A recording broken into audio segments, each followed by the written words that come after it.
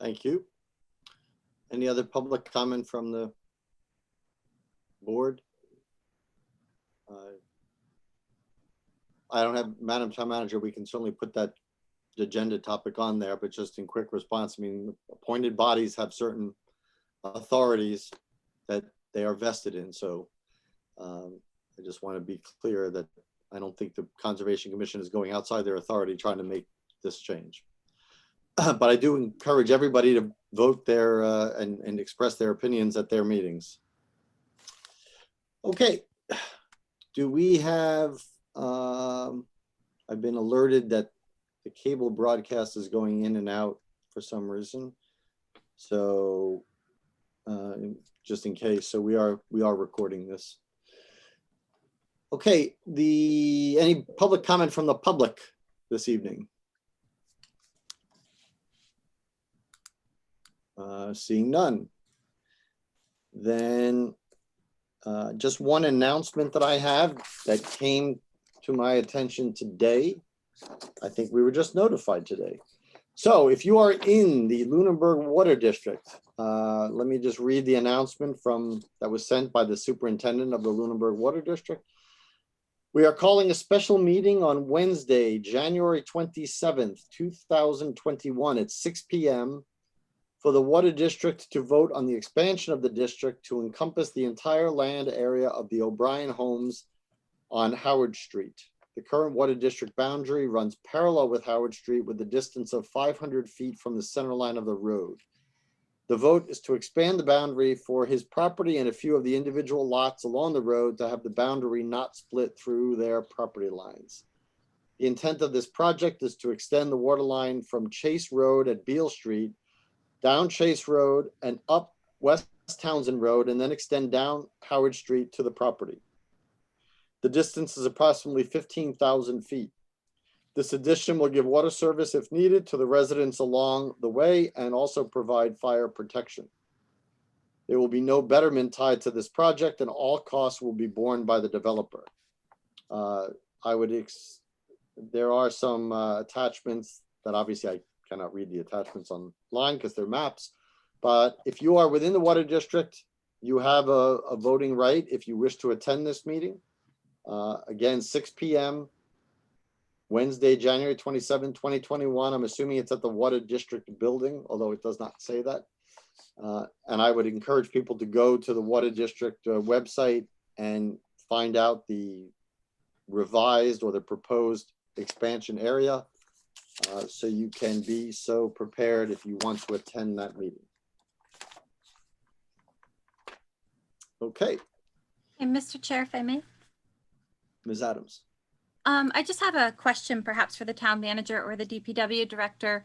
I read that email and what jumped to mind was the paving moratorium that we have that's 5 years untouched. Chase Road was recently paved and then I believe repaved because there was some problems in certain areas. And so I know citizens have been put through the ringer on trying to get into recently paved roads. So how does this apply to Chase Road and adding water through a recently paved area? It's a good question. But Chase Road was a state project. So the DPW director and I can look into that, but they would have to make an application if there was going to be any road cuts into roadways. Okay, so who funded the paving? The state. That was on tip. Okay. Thank you. You're welcome. Okay, so Madam Town Manager, do you want to do the appointment first before we get to the state legislators? Give Representative Kushmerek time to join. Is that the intent? If that's okay with Senator Cronin and Representative Sina. Senator Cronin, are you okay with that? You can just nod if you are. Okay, and Representative Sina, are you okay with waiting for a couple minutes to see if Mr. Kushmerek can join?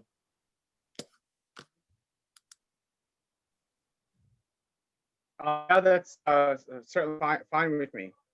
Okay, thank you. I appreciate your patience. Okay, so we're gonna, while that's happening, let's go to the ratification of the town manager's appointment of Police Reserve Officer Esteban Bonilla Perez, who is also joining us. So I am going to unmute Mr. Perez and unmute the chief. And while I'm doing that, Madam Town Manager, I will turn the stage over to you. Thank you, Mr. Chairman. So as you stated, tonight I asked the board to ratify my appointment for Reserve Officer Esteban Bonilla Perez.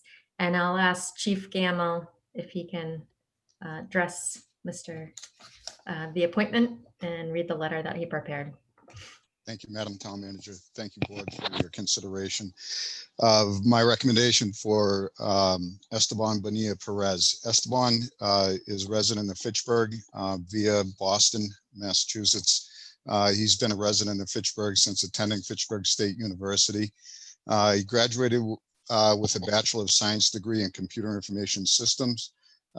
He is also a graduate of the full-time Municipal Police Training Committee in Worcester in 2019.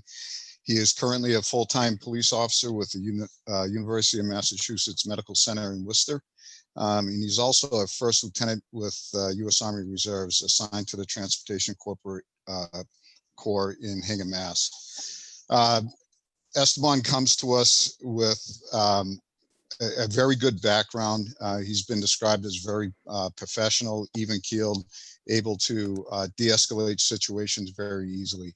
I've spoken with Esteban quite extensively. This is the second round for him to come into us. We interviewed him back in April, and he just couldn't commit to us at the time just because of everything that was going on. And I'm pleased that he reapplied again back in November and October, and we were able to bring him aboard. So I'm pleased to introduce to you Esteban Bonilla Perez. Excuse me. Thank you, Chief. I would turn the microphone over to you, Mr. Perez, or Mr. Bonilla Perez, sorry. And if you would like to introduce yourself or say a few words, if you would like. Good evening, everyone. I'm Esteban Bonilla Perez. I'd like to thank everyone for the opportunity to be able to become part of the Town of Lunenburg Police Department as a reserve officer.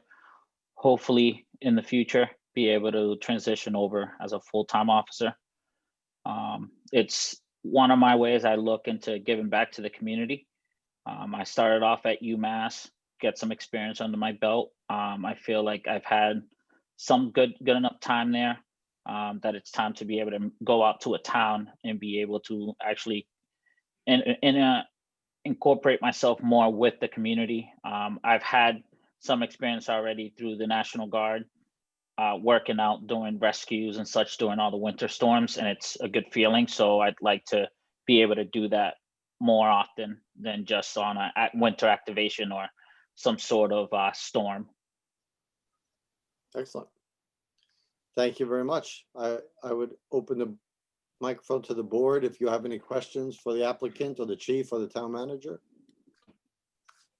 I don't have any questions, but I think that the background that I got to read prior to tonight and that we also reviewed today is exciting. I think that certainly, you seem to come with a variety of skill sets and a multitude of areas. Certainly, I appreciate the military training that you have gone through and your dedication to serve our nation as well for the military. So I'm excited to support this appointment. Anyone else from the board? Hearing none, I would entertain a motion regarding the ratification of the town manager's appointment for Police Reserve Officer Esteban Bonilla Perez. Sure.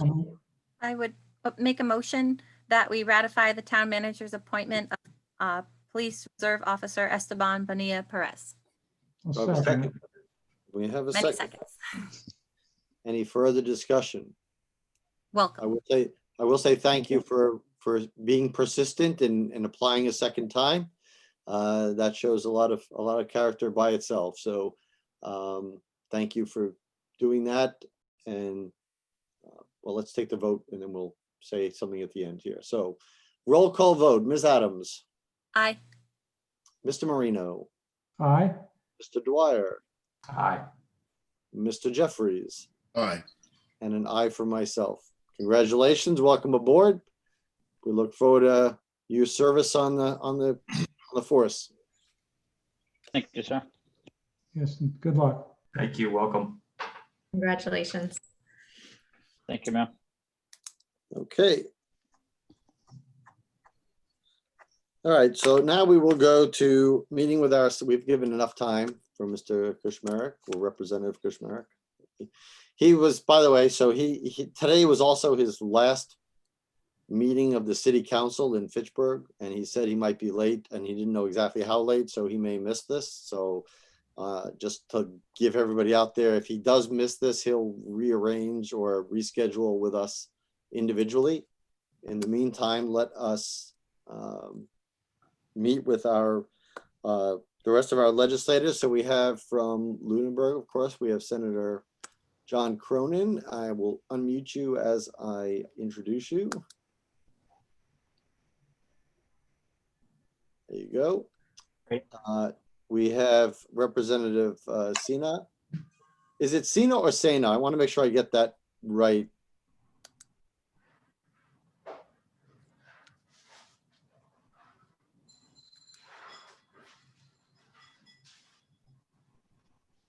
It's Sina. Sina is good. Okay, Sina. Okay, so welcome back with us and congratulations on the full term. Thank you. Do either of you want to? I see you have support staff with you. Do you want them to be unmuted, or does it not matter to you? Or are they just here for support for you? It doesn't matter to me. Okay. Yeah, it's fine with me either. Okay. All right. We'll just leave it with you two then. Before we begin, I want to first say to Senator Cronin, on behalf of I'll speak on behalf of the board. They can certainly speak for themselves as well, but I want to wish our deepest condolences on the loss of your father in the last couple of days. You know, I served with him in many capacities, and I was very sorry to hear the news of his passing, and our hearts go out for him. We're thankful for his service in Lunenburg and at large in the law profession. So please accept that. Thank you. All right, so I guess this is a good chance for us to meet with the new delegation that's going to be with us for a few years now for the new session, and have a chance for you both to introduce or reintroduce yourselves, and then give the board and maybe others a chance to ask some questions and short and long-term range goals. But I'll start with each of you first to say a few words and just by way of introduction. So I'll start with you, Senator Cronin. Great, I appreciate it. I want to thank you for those words. My dad loved this town, and so thank you.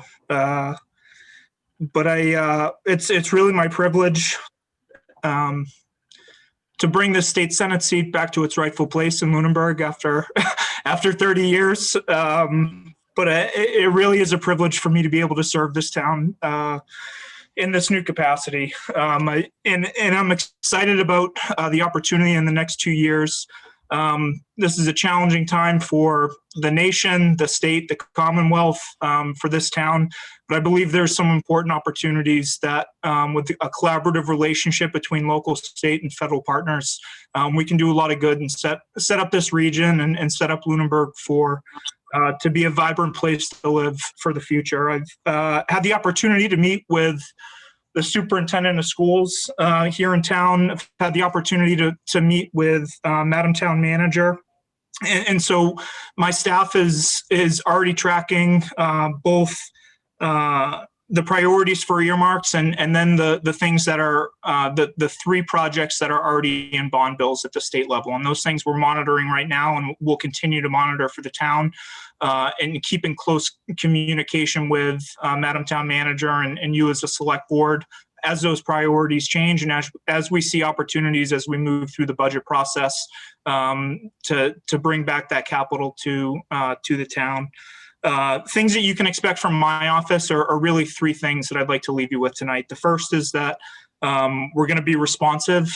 I'm really proud of the staff that I've put together. Susan Templeton, who is with us on the call tonight, was the chief of staff for Representative Harold Naughton in Clinton, Lancaster, Sterling, Berlin. So I think she understands working with select boards, the issues that are specific to small towns in our district, right? And she's got kind of deep experience in working with the legislature, the budget, earmarks. And so she is absolutely an asset. And will really be in close contact is my intent with the town manager and you. We're going to be present on the ground and we're going to be collaborative. I'm really excited about the delegation here. Working with Representative Sina and Representative Kushmerek, I think in terms of the delegation, we're going to work really closely together. And I can tell you the three of us are already talking weekly, if not daily. So I'm excited about those relationships. But it's about kind of building a team of teams here at the local, state, and federal level. And when I say I believe there's an opportunity here in the next 2 years to work kind of across those three triads, I think there's two things that I expect to see from the federal government, which I believe an opportunity for this region. And I think the first is state and local aid. That's COVID relief that I think is going to get through Congress at the federal level, and then an infrastructure package. And those are conversations that I plan to have kind of up with our congressional delegation, Representative Trahan, Representative McGovern, and with all of you. So, and I saw Chief Gamble on the line earlier. The last time I saw Chief, I got pulled over for not coming to a complete stop at Beale Street. So it's been a long time, but it's more fun seeing you in this capacity. I'll leave it at that. But Chief Gamble, Chief Sullivan, I'm looking forward to sitting down, hopefully having a cup of coffee with you guys soon too. And with that, I've gone on too long, but again, I'm looking forward to a collaborative relationship and to reach out to my office, john.cronin@masssenate.gov, or follow us on Facebook. And we have our number posted, but glad to be here and excited to get to work. Okay, thank you. Right now we are trying to restart the public access TV feed. So I've had to hand over host for a moment to Pac. So hold on one second while I get that back so I can unmute Representative Sina. So hold on one second while I get that. Apologize for the technical problems here.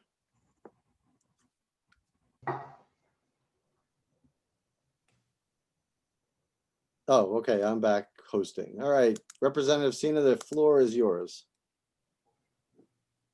Hi, everyone. Thank you, Mr. Chairman. Thank you for the opportunity to speak with the board and members of the town.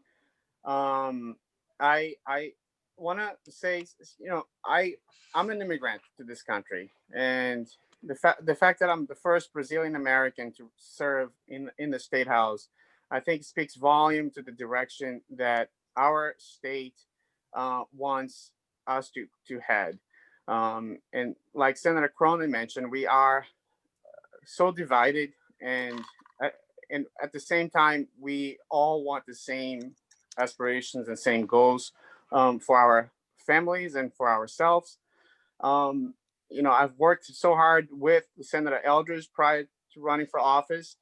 And one of the things that I've been able to at least accomplish with the Black and Latino caucus was to really make a push for a police reform bill that talks about our, country and our state when it comes to race issues. And I'm hoping that this bill will become, and I know it's only a step forward. It's, I'm very supportive of the Work and Family Mobility Act. Also, I'm filing a bill on universal child care that would address the needs of families, not only in my district, but across the state, that would help children from 3 to 5 be able to provide the child care. As my goal is to extend the K through 12. And that's a piece of me. My mom was a public school teacher, a retired teacher back in Brazil. And I've learned from her that when we help others, we help ourselves. And I was a medical interpreter at the Metro West Free Medical Program in Sudbury. So I really understand the need of the community that I serve and represent. I've gone to, meet with individuals. This was prior to the pandemic back in January and February, and got to meet with some local folks in Lunenburg. So I got to know what some of their challenges and what they're trying to accomplish at the local level as well. With that, I have Daniel Zatella here, and he has also worked with Heather. We were able to get an earmark for the town of Lunenburg. We asked for 100K. We only got 25, which was for a fire alarm upgrade. And I'm very glad to announce that that was probably my first earmark, and I'm glad it went to the town of Lunenburg. And with that, I will take any questions you may have. So thank you. I appreciate that. So I'll ask the first question, then we'll open it up. I just want to know briefly, going forward, I mean, what are your goals? Like, what is the strategic goal that each of you have with this next upcoming session? We have, Senator Crony, if I may, we only have 2 years, and it's sometimes I feel like I wish it was 4 years, because then we can actually not worry about campaigning every other year. But we have a new speaker in the House, Speaker Mariano, and I think we have an opportunity to, at least in the House, pass legislation that would help us not only with education goal. Speaker Mariano was a teacher, and he understands what the needs also for what we can do in terms of when it comes to education. But with public transportation, it has always been an issue, and also I think Lunenburg also has some needs for public transportation. And not only that, but climate change. We certainly want to be able to reintroduce the bill that we passed that was sent back from the governor's office. Yeah, and I could talk until the cow goes over the moon about some of my legislative priorities, but I would, to be as concise as possible, it's about equitable economic growth and recovery, and bringing this region through this public health crisis that we are right now. I hope to serve in some capacity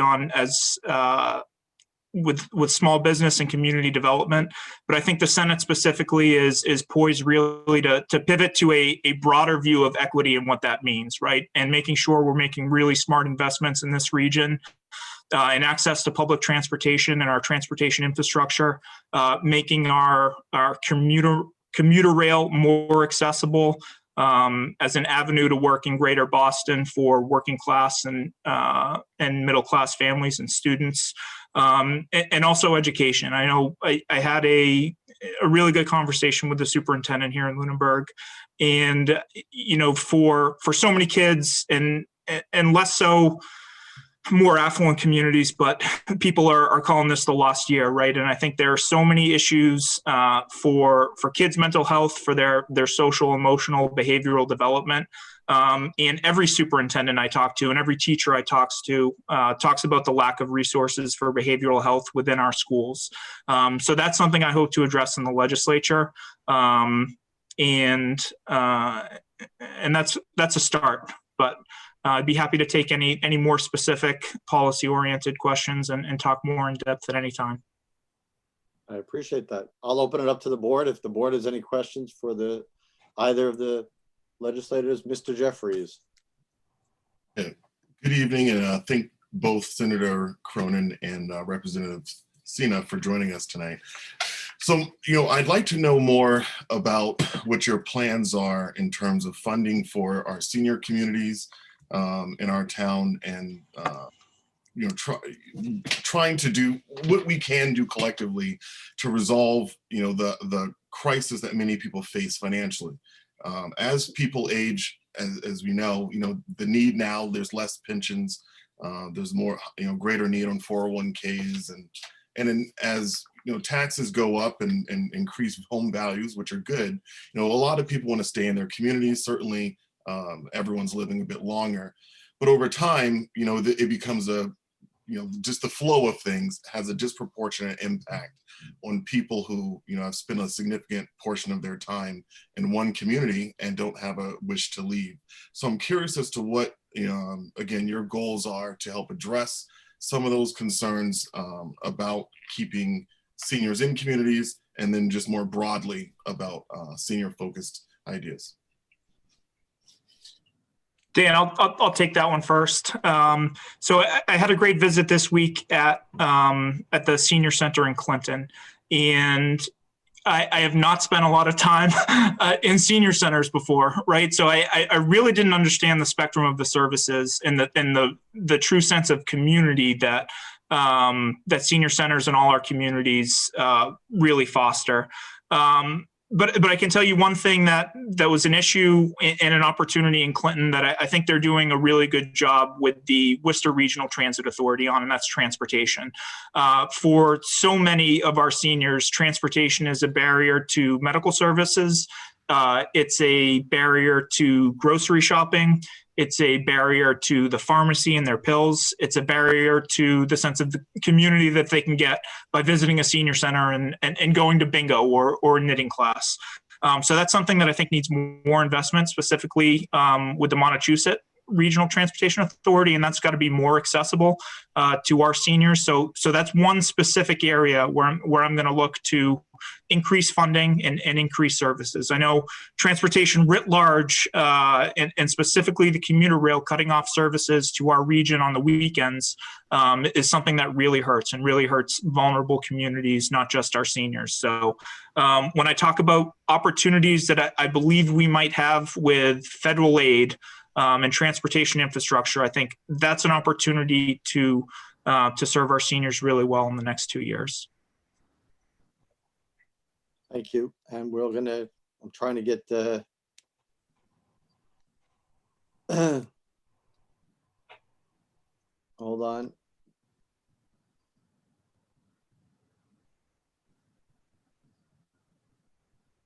I'm trying to get the host back. They're still trying to get the show back live.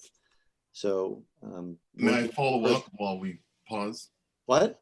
So may I have a follow-up comment? Well, okay, and we'll come back to Representative Sina. Sure.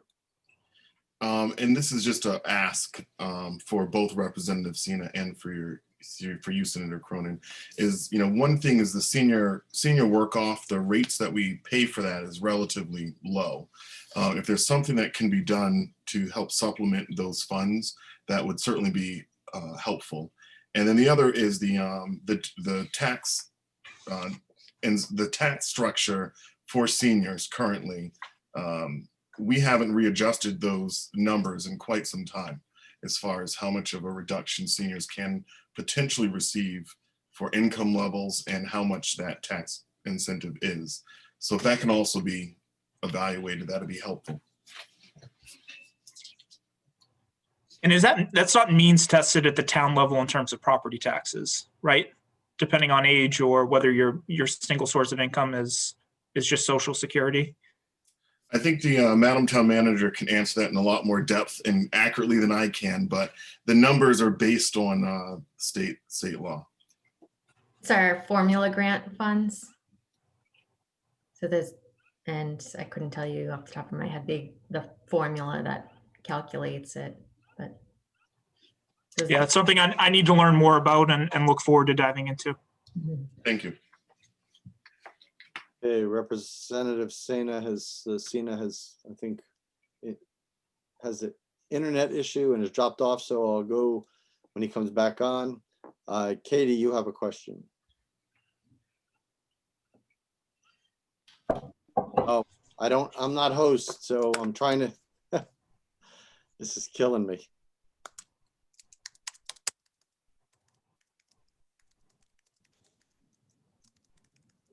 Okay, thank you. Sorry about that. Welcome. Thank you for joining us. The first thing I put down earlier is what weighs on the back of my mind is pending economic changes. And at some point, I feel like they will be negative, whether we're looking for state funding for one thing or another. Just, I guess, keep us, even if it's bad news, keep us on the front end of it. You know, I know that will go to the town manager, but at some point, I feel like in the year to come or a couple years to come, there'll be a point where, you know, business closure and things will be probably finding their way into affecting, you know, the tax base coming in and everything. So even if it's bad news, go ahead and share it. Can't always be good news. And then the other thing, I just wanted to thank you for bringing up working on mental health in schools. For all the times the word unprecedented was a bit at this point overused. There's so many things that have happened in this last year that we don't have any context for. And what's weighing on me now, I have 4 children in school, is the problems I feel like I don't know how to solve. And I think most parents probably feel that way at this point. We've taken a year's worth of trying to navigate circumstances that we can't even relate to in terms of what is it like to be a student in school. I'm sure teachers can relate, or teacher parents can relate more to the students because they're in the environment. I get comments from my children, 7-year-old, I'm 100% worn out of COVID. They'll say things like my life before Corona, when I could talk to my friends at school. And then today, my 10-year-old came into the van exasperated, saying we got in trouble, we didn't mask break correctly. And so at recess, we were punished and had to leave our masks on. And I've been grappling with that all afternoon. And so I think we are at a point where the things we need to focus on are far beyond the things we anticipated. And so thank you. And I would encourage you to put a lot of effort into that. I think kids are going to need help moving forward and sort of deconditioning from all these things they've been living with, regardless of what that's been. And so today I've had a little bit of emotional afternoon on that topic. So thank you for bringing up mental health in the schools, because I don't even think we can really conceptualize what's needed at this point. Thank you. I don't know if either one of you want to respond to that. Representative Sina is back with us. I'm going to ask you not to mute yourselves unless you have a like really crazy dog barking in the background. Because we're trying to work out technical things, and if you mute yourself the way, because of Zoom bombing and everything, we can't just let anybody mute and unmute themselves. So it has to be coordinated. So I will just have one brief note. And yes, I mean, mental health is something that, again, I could talk for an hour, and my staff right now is preparing legislation, you know, specifically for older teenagers, early 20s, people encountering their first psychosis, to be able to mandate insurance companies to provide wraparound services for that first point of care. So that's something that we're working on right now. And I agree, we need to do more, and I need to do more to get, you know, in the Army, we'd call it get left a bang, right? And I think everybody knows we don't have the appropriate resources. School nurses or school resource officers aren't behavioral health professionals by training. And I think there's a wide acknowledgement that we need those in schools, and that's absolutely going to be a priority. And I think something that just society understands now in a way that perhaps 20 years ago, you know, when I was in Lunenburg Public Schools, we didn't understand. And then I will just briefly touch on kind of projected tax revenues and where that stands right now for the state. Over the last 6 months, compared to the prior fiscal year, 6 months, which was pre-pandemic, state tax collections are up by more than $350 million. That is not something I would have guessed 6 months ago or at the beginning of this pandemic. But I think the operative word is cautious optimism as we look towards going through the budget process for the next year. And frankly, especially in light of having one party controlling Congress that is not going to hold up state and local federal aid. So I think those are things to, again, bring cautious optimism about, and realizing that there's a lot of fiscal uncertainty.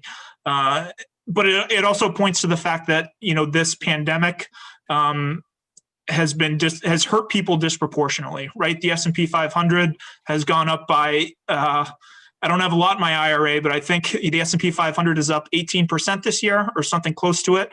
And we know how bad our small business owners and restaurant owners and people in the service industry here in this area are hurt. And so that's where our attention needs to be as we really get through the final leg of this pandemic. We can see the light at the end of the tunnel, but we're going to have to be deliberate and diligent to get our community through this. Representative Sina. Thank you. I'm so sorry. My battery died and I got disconnected. To answer the other question on seniors, that's a great question, and it's like a good concern, because what can we do? And we can certainly allocate funds from the state and to try to build certain things in town and support that cause. And I've been working very closely with Heather to get some of those priorities, and that's the minimum we can do directly to help our district.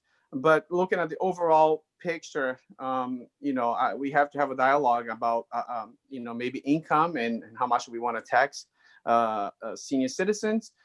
Certainly that's, I think, some room that we can work on moving forward. And to address mental health, I also have a daughter who's 6, and she goes to, public schools here in Acton. And the mother who just spoke, I completely share her frustration and anxiety that we are, facing right now with this pandemic. And I think we have gone through really tough times, especially at the beginning. I think the first 6 months or first even 3 months, when we didn't know what this enemy would look like. And I think now we're starting to rebuild and trying to hopefully get a vaccination out to everyone. And talking about the vaccination, I've received many complaints on how it's been handled. Senior citizens who are over 65, they yet don't know when they're going to be getting and what it's going to look like. We need some more information on that.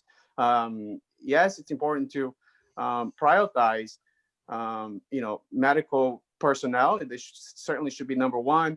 But following that should be senior citizens. My own desire would be starting with the 90s, the 80s, the 70s, and the 60s. That would be my plan. But we have to work with what the state is doing and what the federal government is also providing. I think I hear a lot of frustration on that, and hopefully that's an area that we can try to do a little bit better. I'd like to follow up on the seniors. I grew up on Long Island, and my dad still lives in the house I grew up in. My dad's 89 years old. And, if it wasn't for the fact that they had a very progressive tax policy there for seniors, that he has a much reduced rate with the same house that he grew up in, he would not be able to live in his house. So I would ask, and I've asked other delegations too, I would look into what that policy is, because one of the things that gets talked about, and we have to say at a local level that we don't have the ability to do it because we're not allowed to do it from the state, is there should be tax breaks given to property tax, maybe freezes, maybe limited increases that can be done for those people who are retired and above. So once you get out of the workforce and you're on a fixed income, you really, and maybe there's a means test too attached to it. So we should look at ways to reduce the tax burden and not shift it so that if a town would pass a tax increase, a 2.5 increase, it would not affect seniors in the same regard, maybe not at all, but maybe at a reduced rate. So I would ask both of you to look at that. One of the things I've been asked to ask is, and it's important to me too, where do both of you stand with local aid? Where does local aid, both Chapter 70 and Chapter 90, where does that fit into your list of priorities, current priorities? I can take that first, right? So, and I ran on this issue, right? I think we need to increase both 70 and 90, and we need a progressive tax rate to do it. It's not the most popular stance in a old kind of red town like Lunenburg, but I believe there are investments and in the region at large, right, in Fitchburg, Leominster, Gardner, that we can't afford not to make. And I plan to vote to get the Millionaires Tax on the ballot. And it's something that's going to go out to voters, but it's a tax on income over $1 million a year at 4% on the dollar after 1 million. And that's projected to increase Chapter 90 and Chapter 70 funding by $1 billion each, right? So when we talk about equitable growth and what are the really smart investments that we need to make in our region to get industry to come invest in us and create economic opportunity, it's schools and transportation. I've got a particular focus on in policy areas on workforce development and getting more kids, specifically from low income and working class families, to trade school, and we need to be able to pay to do that, to increase that. I had a conversation with Bob Jokala today, and it just costs more to teach somebody a trade, right? Per capita to go to Fitchburg High School per student is 13 grand. To go to Monty Tech is 20. So if we want to send more kids to Monty Tech and change the fact that in central Massachusetts, the average age of an electrician is 57, we're going to have to find a way to pay for it. We've got a transportation infrastructure crisis too. So I support progressive revenues to increase those. And I think that's the right move for our region to bring tens of millions of dollars every year in investment in those two funding streams. Representative Sina?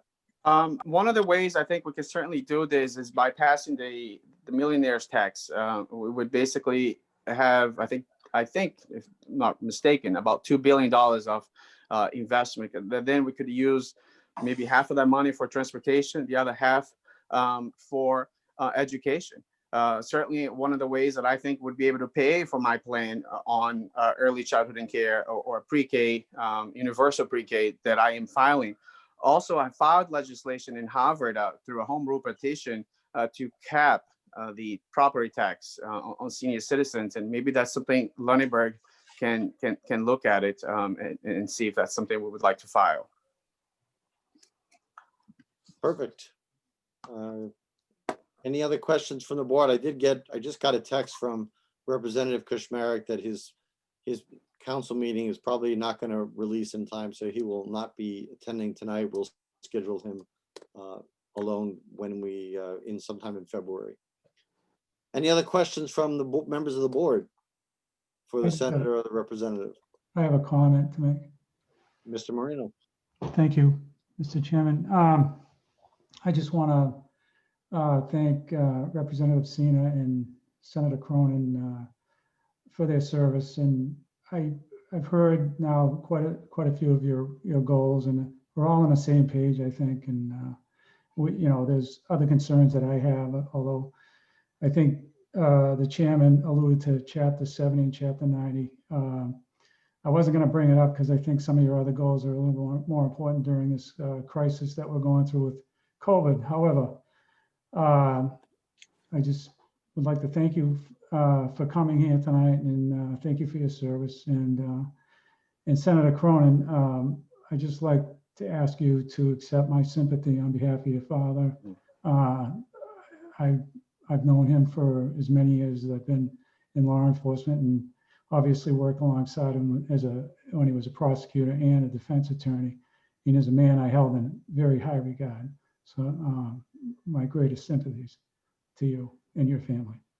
Thanks, Chief. And he'd be happy we're working together.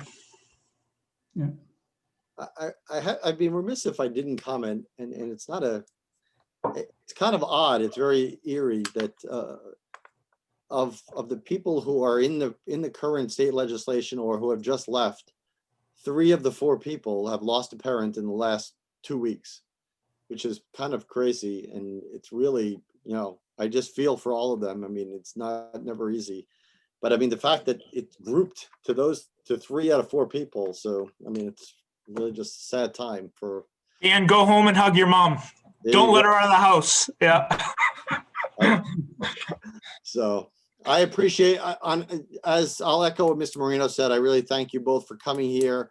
Lunenburg, as you know, I mean, Representative Sina, from the last few months, but Senator Cronin, from your life being here, people in Lunenburg really engage with their state delegation. We have for years and years.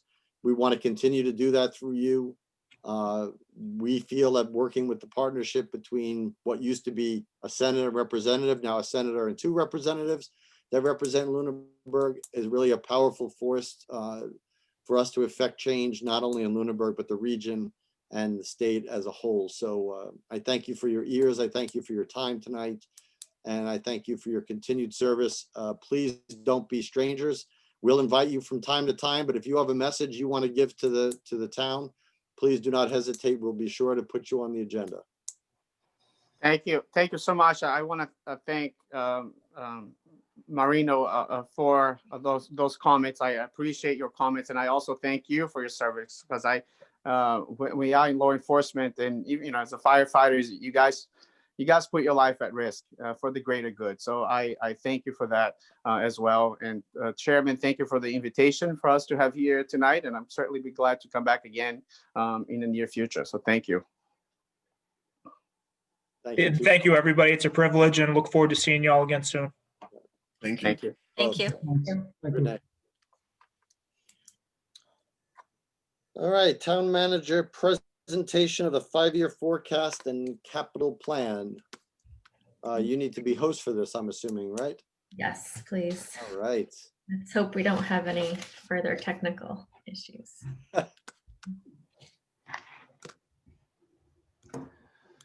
All right. And with just a click of a few buttons, the magic of you being host. Okay, I'm gonna start with the capital plan, as that will lead into discussion on the financial forecast. Okay.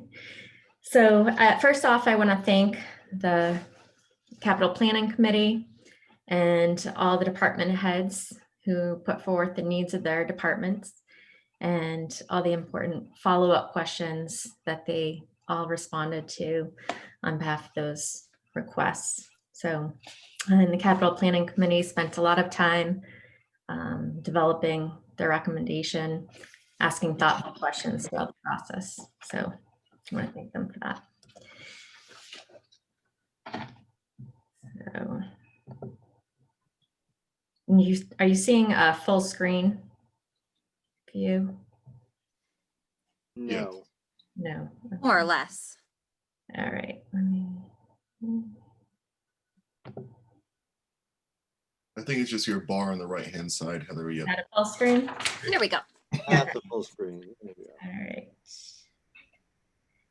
So we'll start with what qualifies as a capital project. So the town's financial policy on capital expenditures, which is financial policy section 3.02, defines capital projects as items that cost $10,000 or more and have a useful life of 3 years or longer.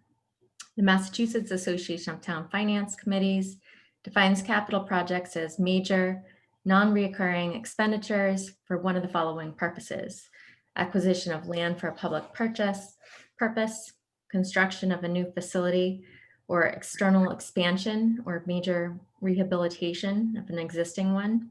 Examples would include town facilities, public buildings, water and sewer lines, roads, and playing fields.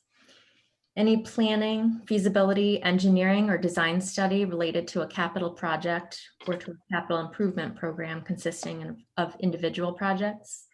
Equipment for public improvements when they are first constructed, such as furniture, office equipment, or playground equipment. And major equipment, which is expensive and has a relatively long life, such as fire apparatus, garbage trucks, and construction equipment. To describe the process that we went through this year, the Capital Planning Committee creates a capital plan that consists of all capital requests made by each town department for the next 5 fiscal years. You'll see in tonight's presentation that we go out further than that, trying to capture large purchases that would be needed in the next 10 years. The Capital Planning Committee's first meeting to begin the fiscal 22 capital planning process was on September 9th.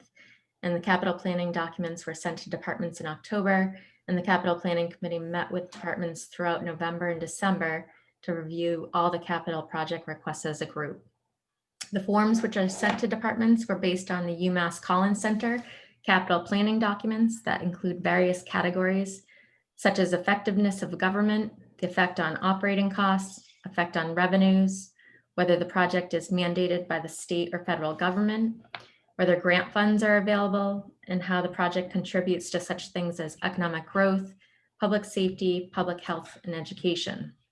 The Capital Planning Committee evaluates capital requests based on the responses to these categories, which each category being assigned a value depending on the response, and a project receives a composite score.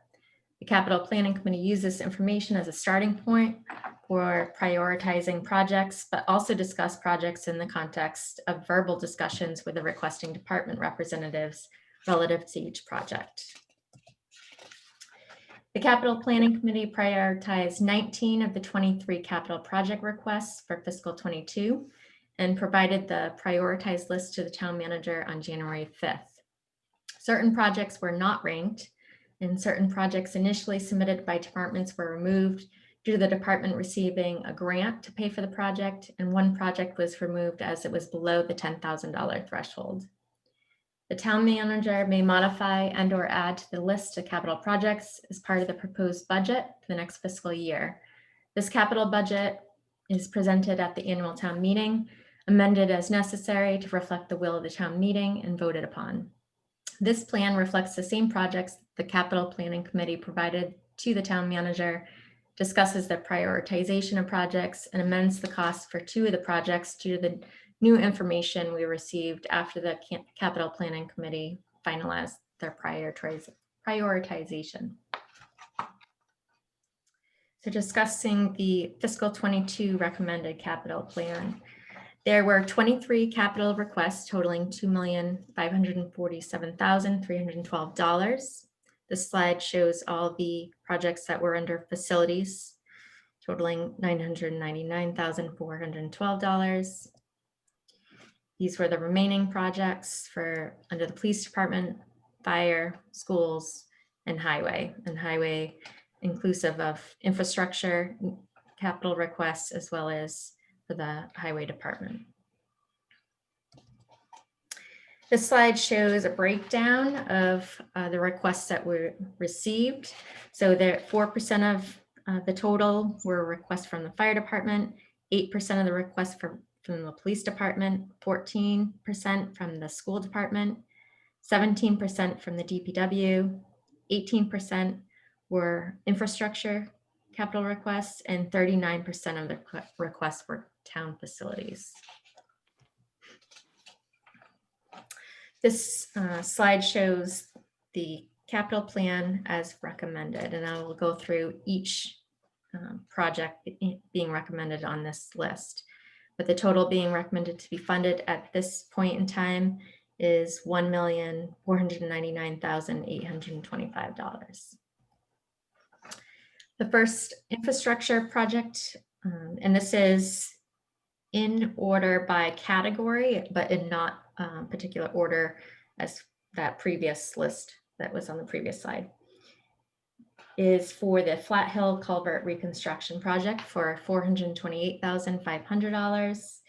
And this request is to reconstruct the Flat Hill Culvert.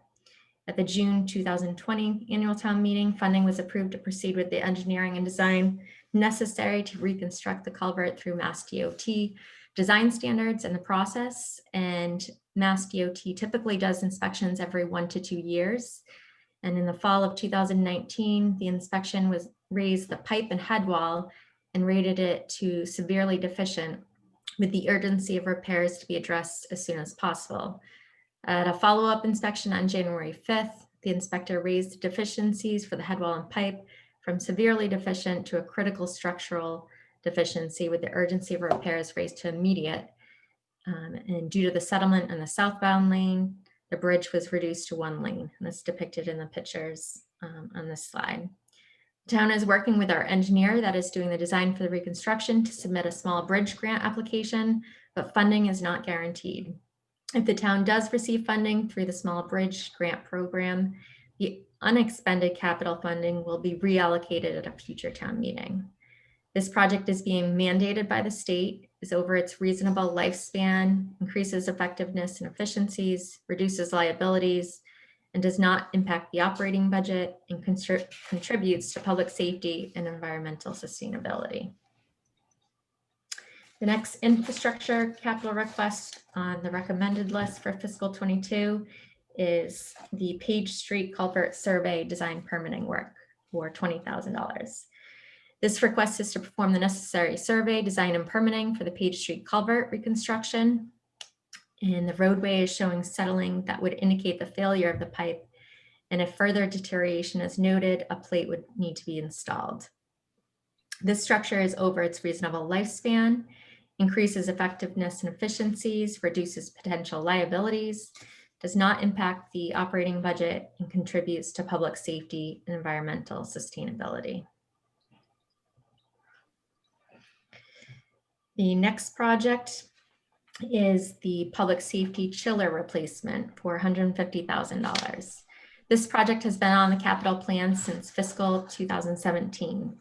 The current chiller, which is the unit that provides air conditioning to the entire building, is in imminent failure.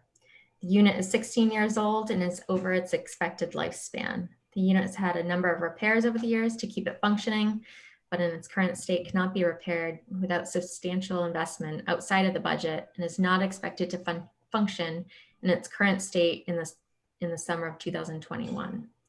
As it relates to the unfinished portions of the building, this unit is designed to handle the entire footprint of the building, and the rough plumbing for the HVAC was installed in the second floor when the building was built. This project will increase effectiveness, efficiencies, and will decrease annual operating costs due to a decrease in maintenance cost.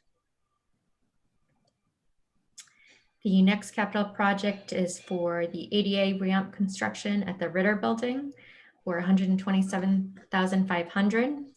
The engineering and design for this project was approved at the November 2020 special town meeting and is expected to be complete by the end of this fiscal year. The next step in the process would be to proceed with the construction of the ramp that will address the lack of an appropriate ADA entrance to this building. There's no expectation that we would receive funding through a grant for this project. This project would increase effectiveness and efficiencies, address potential liabilities, improve customer service, make the Ritter building entrance ADA compliant, and would contribute to public safety. The next project is the Town Hall building envelope repairs in the Vertex report for $69,425. This project would be to cut out and replace the sealants between the siding and wall penetrations, the windows and doors, replace the windows at the basement level, replace the existing roof, and repair the chimney. Items were included in the Vertex property condition assessments as needed to be addressed between fiscal years 18 and 20. These envelope repairs will ensure the integrity of the building, reduce the potential liability of leaks, as well as the aesthetics, heat loss, and therefore make the building more energy efficient. The next project under facilities is for envelope repairs at the Ritter building for $120,000. This project would include removing and replacing the decorative trims and fascia, cutting out and replacing sealants between various materials, the windows and doors, and replacing the windows. The bid would include alternates for select roofing repairs, repairing the gutters, brick mortar repair, which would be cleaning, pressure washing, and repointing the mortar, select brick-to-brick repair and replacement, and repainting of exterior walls and replacing the wood shutters. Items were included in the Vertex property condition assessments as needed to be addressed between fiscal years 18 to 22. These envelope repairs will ensure the integrity of the building, as well as the aesthetics, heat loss, therefore making the building more energy efficient. And I would just add, we'll discuss this briefly later, but this project came in, we had a secondary estimate done by an architect we used for a lot of building projects. The total cost of everything that was listed on this slide that includes the alternates would be $200,000. But given the recommendations that we went through with the capital planning committee and the information known at that time and the budget that we have right now, which we can address a future date if more funding becomes available, we can address if this project could be expanded to include the whole project.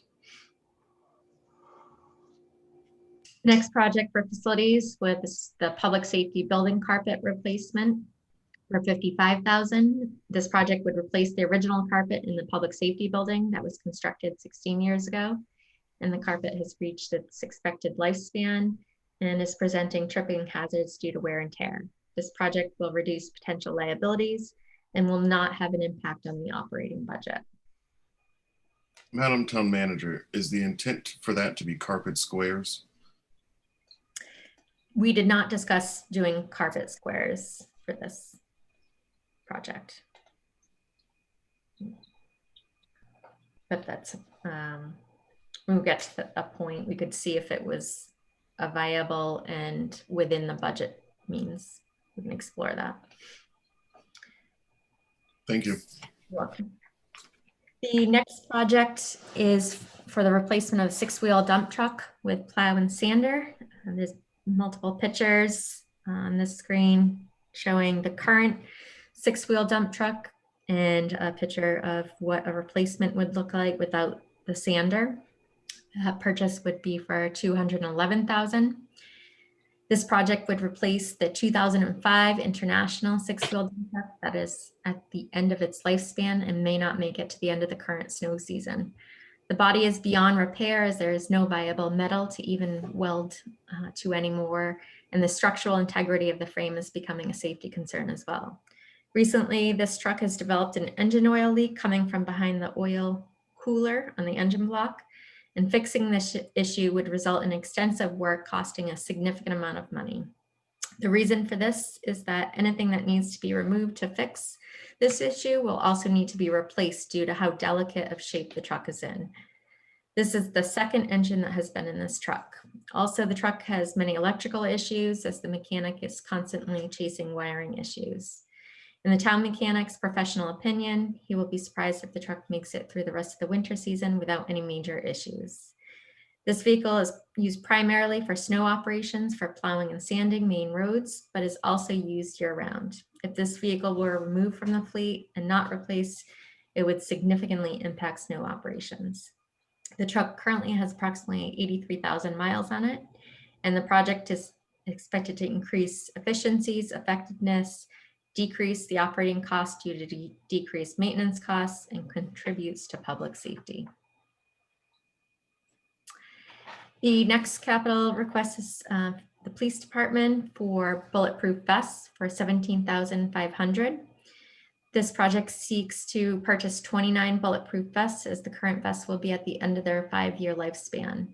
The fiscal 17 capital plan appropriated $17,500 for the purchase of vests, and there's approximately $5,768 remaining for that capital project that will reduce the total cost of $23,200 for the 29 vests to $17,500.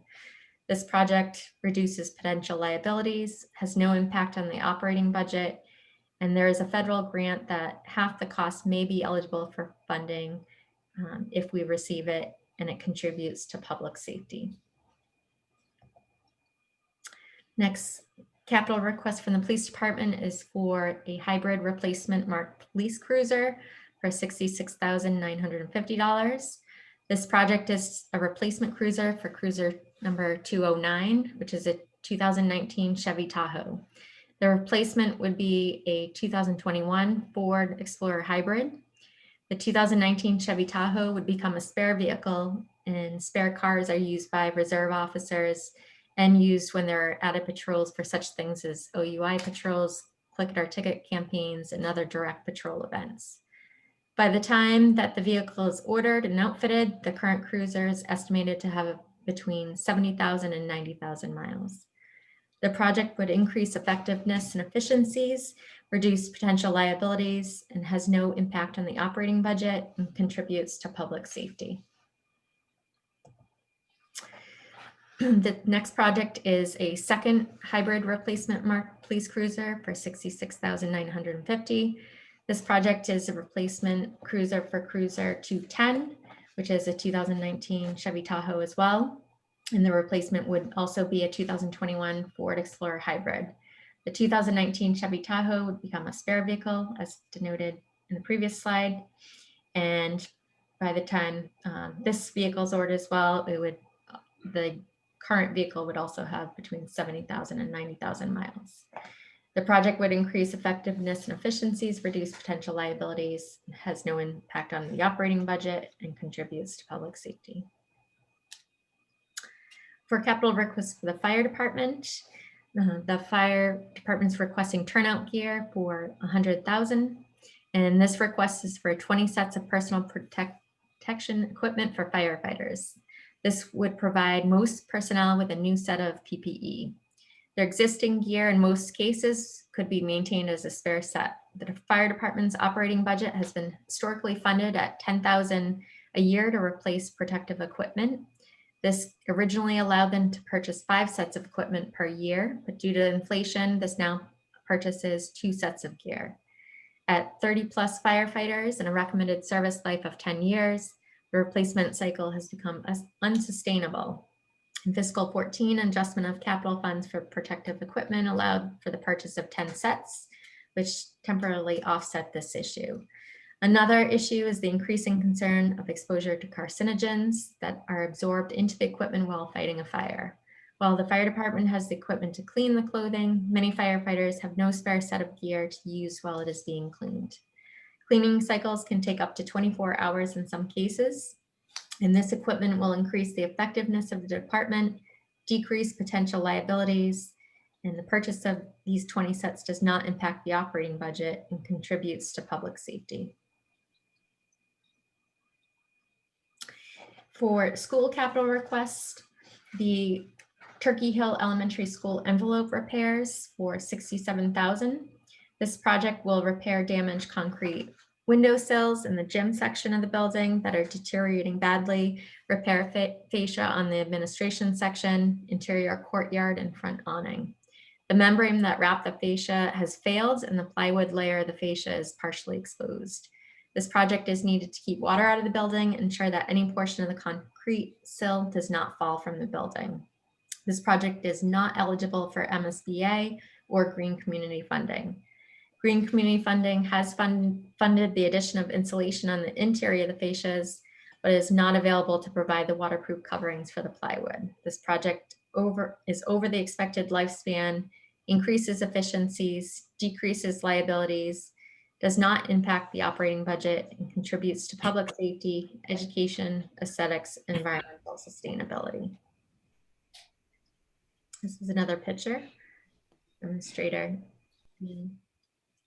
fascia membranes, and this is the front awning in the courtyard. There were a number of projects that were not included in the recommendation tonight. The public safety building, the police records room, this would be to finish a unfinished space on the second floor of the public police side of the public safety building, approximately 34 feet by 28 feet. And this space was originally designed to be finished space, but was not completed as part of the original public safety building construction. The space is used for archival record storage, and the area under consideration has an insulated wood frame floor structure capable of supporting 70 pounds per square foot of live load, insulated concrete masonry walls to approximately 64 inches above the floor, and an uninsulated wood framed attic space above the concrete masonry walls, which slopes up to a ridge at 21 feet above the floor.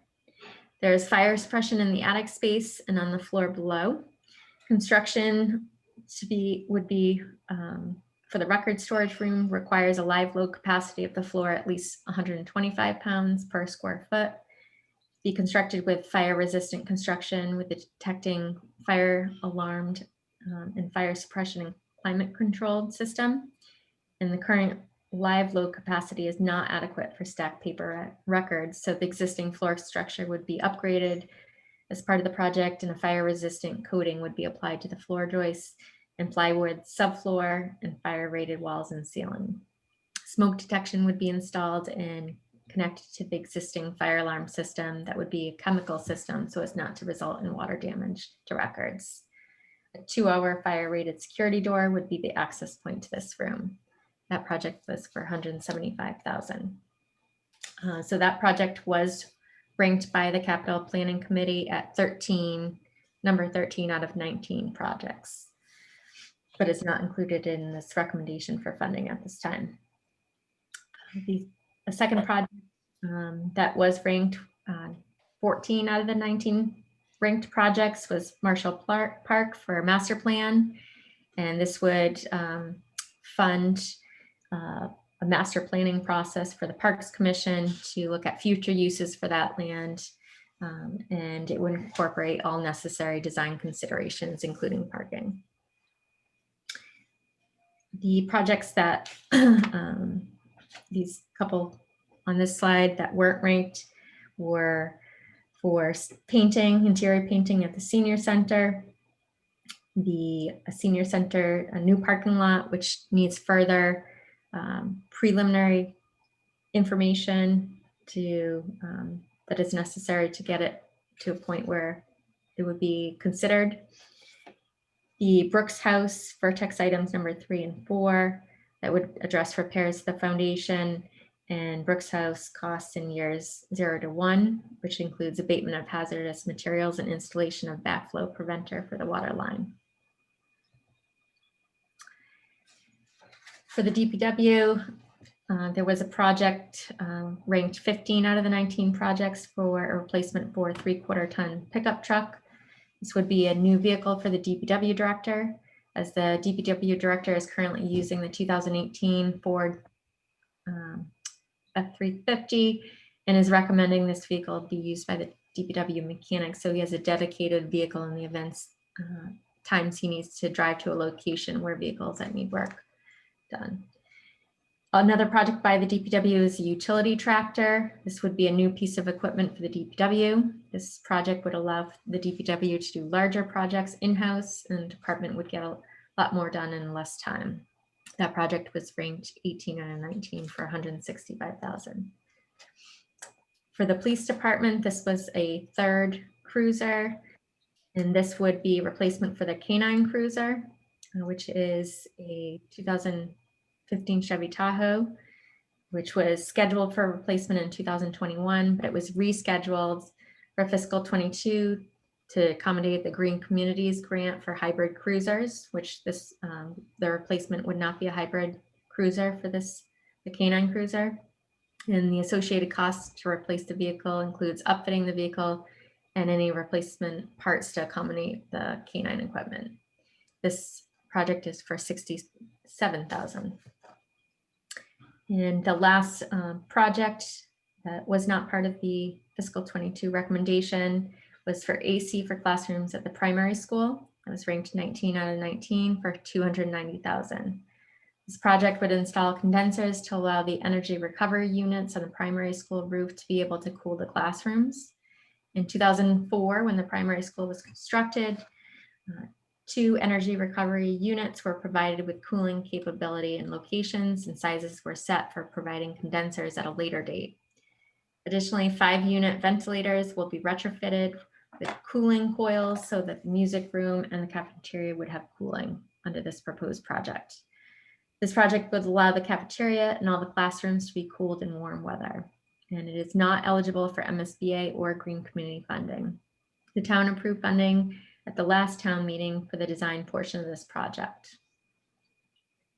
So the total amount that was not funded in this fiscal 22 plan at this time totals $1,047,487. So again, this is a slide showing all the projects that are being recommended at this point in time, with a total budget of $1,499,825. And that's through a combination of tax revenues, free cash, and utilizing funds from the Special Purpose Stabilization Fund. The capital on the slide, you'll note the Capital Planning Committee's priority numbers in the second to left column.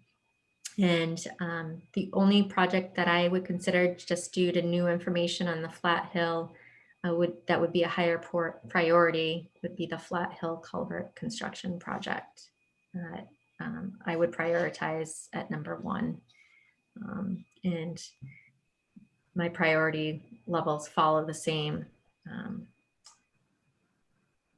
order as the capital planning committee for the rest of the projects.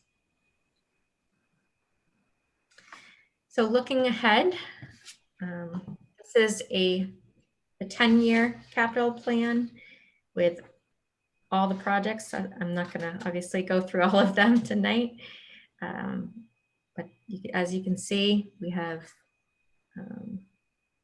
many town facility projects over the span of the 10 years going forth.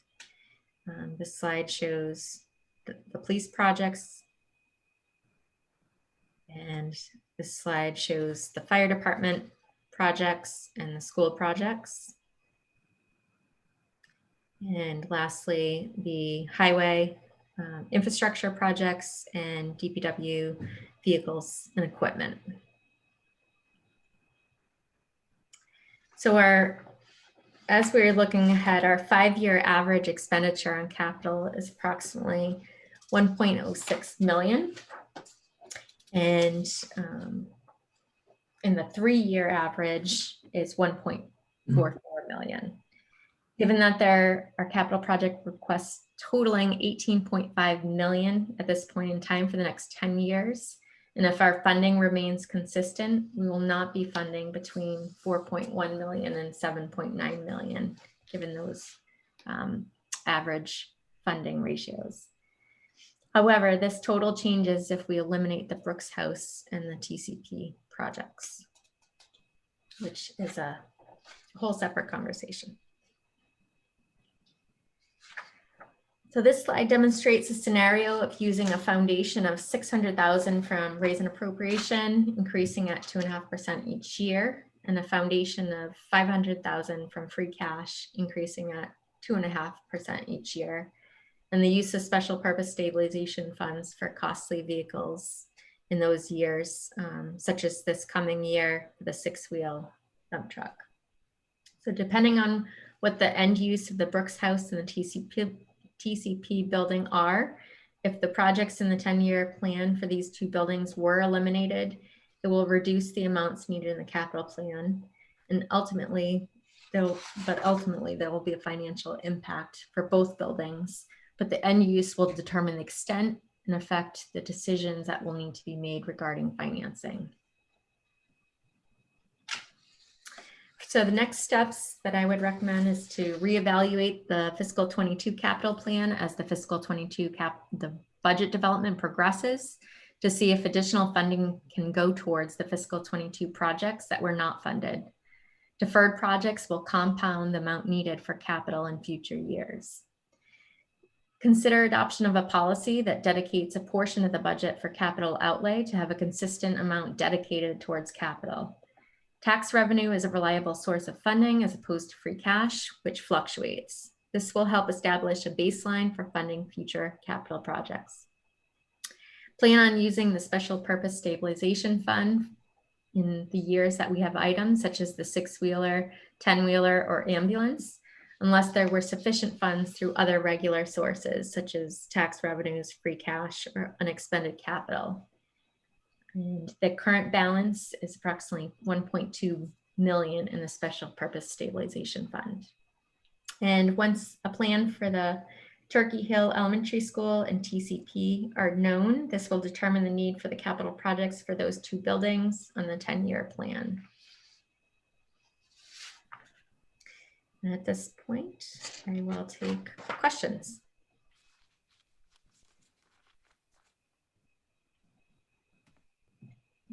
Let me see if I can switch my view.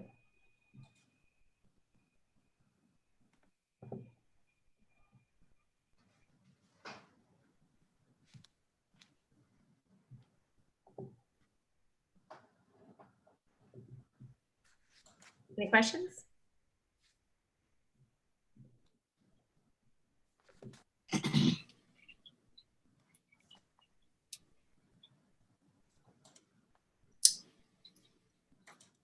I see.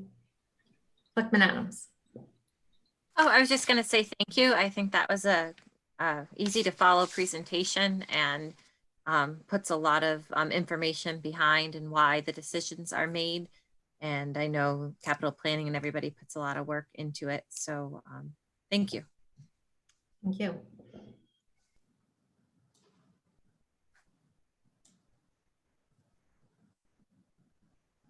Ooh, everyone's muted.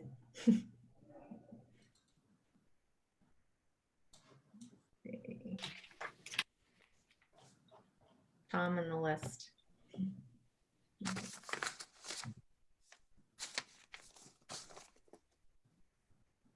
Thank you as well, Madam Town Manager. And that was very, appreciate, you know, I've been following what the Capital Planning Committee was doing. And so I appreciate their focus on facility projects and that this budget reflects our continued investment and not our continued investment in police and fire, but our need to invest in our facilities. So thank you for a thorough and well thoughtful presentation. Thank you. Selectman Adams, did you have your hand raised again, or did I just? Oh, sure. I sort of have a comment, but it's come up over the years in terms of Turkey Hill. And I'm glad you mentioned it a couple times. It's such an elephant in the room because it either is going to gobble up enormous amounts of capital projects while its future still may be demolition in a new school. So there's got to be some point, and I don't know exactly what that tipping point is, where it's either staying with us or it's going away, and that'll determine something. I think it's 2 or 3 years ago we were meeting with the schools talking about Turkey Hill, and it just seems to be put on the back burner because it's such an enormous project, but it's become the elephant in the room for capital projects for sure. There's so many needs with that school that should be addressed for a modern building. The entryway is really not like secure and up to what I would look at as like a good entrance for a school.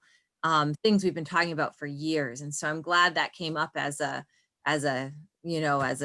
elephant in the room, but maybe we get that back on the agenda and figure out how we progress with that building. That's something we really should have our heads wrapped around. Thank you. And that there are 2 major projects on the capital plan, in one in fiscal 29 and one in 30. The one in fiscal 29 would be for the Turkey Hill window replacement, and the one in fiscal 30 would be for the HVAC upgrade at that building. But there are some major decisions that need to be made. And I know in previous discussions, I believe it was fiscal 21 or fiscal 22, that those decisions were going to be made about how they're going to proceed with the building. Excellent. All right, I will move on to the next presentation if there are no more questions on the capital plan. Okay.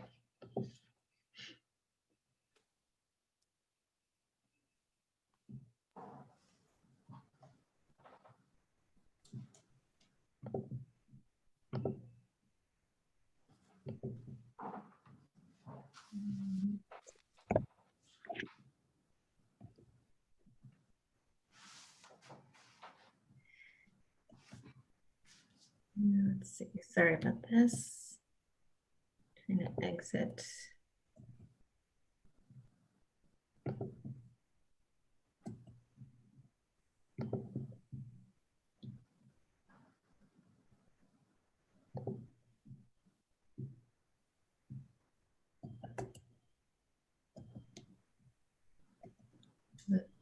I'm stuck in my full screen mode here.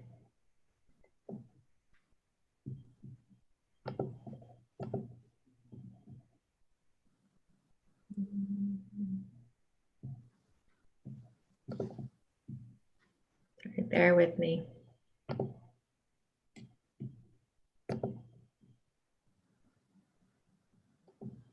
need interlude music. Yes. I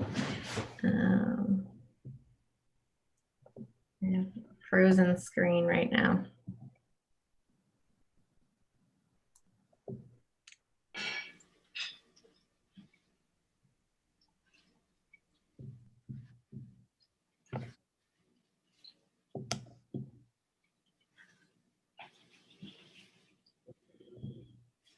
Mm.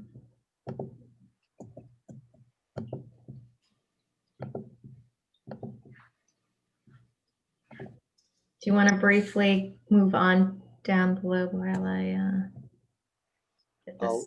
I'll open it up for action file issues. I'll start by saying that we want to put the appointment, reappointment process back on our agenda, but I'm waiting. I've only received one of 4 processes, so can't put it back on until I receive everybody's process about how you perceive or how you would like to see the appointment process or reappointment process go. Anybody have any other action items? Sure, in terms of agenda topics, I think I had mentioned during public comment to continue to look at hunting on town land and whatnot, if there's any possibility to change direction on that from our end. And then somewhere way earlier in my notes, I feel like I had something else. Maybe it'll come back to me. Okay. Well, like I said, when you said it, we can certainly put it on, but the care and custody of those properties are in the Conservation Commission. So I don't know if the Board of Selectmen can supersede what they want to do with that land policy. Obviously, it got to come back to us because of the firearm discharge policy anyway, but yes, Ms. Adams. I guess what I was thinking more of is just, and it goes to a question in an email that keeps popping up. Does the town or the citizens have any ability to create policy that would, and I guess it's a question for legal, that would override the ability for hunting to be on these spaces? It's I don't know, I'm not exactly sure, but I don't know if we can meet with Adam on it. I just, I just very troubled, especially with the lane. I mean, it's all set up for children with a dinosaur scavenger hunt and everything. And it just seems like a weird direction for the town, especially when recreation is so important to people right now. Last thing people need is just something else to be anxious about. And I found the other thing in terms of action items, it's coming up next week, that special water district hearing with Howard Street and O'Brien Homes getting water. And I'd mentioned at the beginning, also just looking to make sure we understand the pavement moratorium and how that plays into the ability to dig up the newly paved road. You will need to get that. We can certainly get that because the water district special meeting is going to happen before our next meeting. So, but we can, as far as the street cuts, the town manager has already accepted that as an action item to discuss with the DPW director. Mr. Jeffries. Yeah, I know you that we guys have, put down your own hands because I'm not host right now. Oh, sure. I mentioned at a previous, I think our last meeting, that I wanted us to talk about the APD bylaw just to see if there's an opportunity or need to add some clarity. I know that we have on our agenda tonight that we're going to discuss annual town meeting warrant articles, but I will be prepared at the meeting our first meeting in February to propose a change. So I don't know if that needs to be an agenda item or how that wants to be carried on the agenda. Well, you should submit it to the town manager, and then that can be distributed to everybody for the meeting, and then we can discuss it. If it's the direction I think you're going, I mean, I'm not against that. I said that early on, probably last year, that you know, if the town creates a committee and they have town land, so that we're in this impasse, town meeting there's got to be some mechanism to break that logjam. And I got to believe that town meeting would be potentially an appropriate way to do that in specific situations, not to supersede the APDC, but maybe when it comes, and again, we can discuss it then, but maybe when it comes to town-owned property, the town can decide differently. That's the intent of what I plan to present. We have to be very careful, because my goal, as I said then, is not to, not to undermine any body, whether it's appointed or elected. We have to be very careful when we make these changes, and they have to be for specific circumstances. But yes, we can put that on. I have that down here.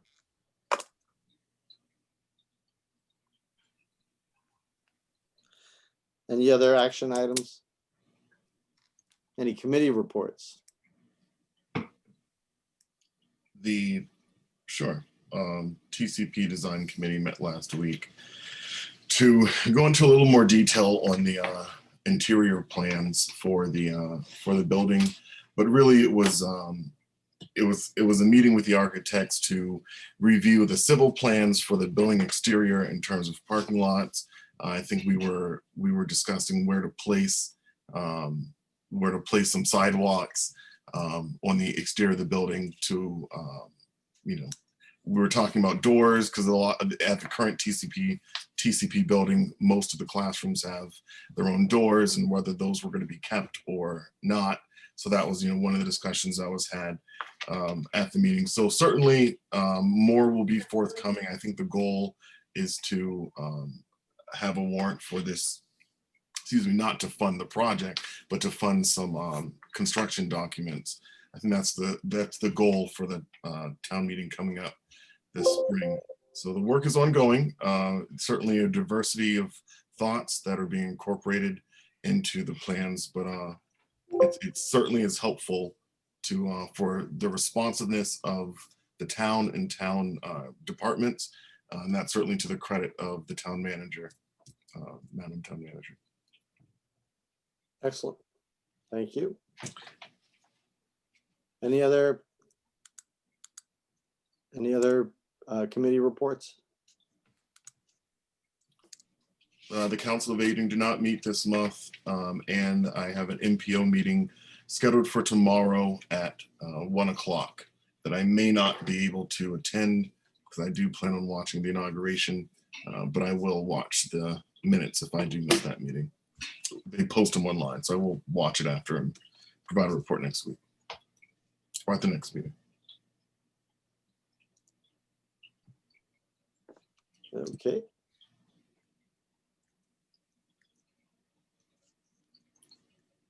All right, Madam Town Manager, are you?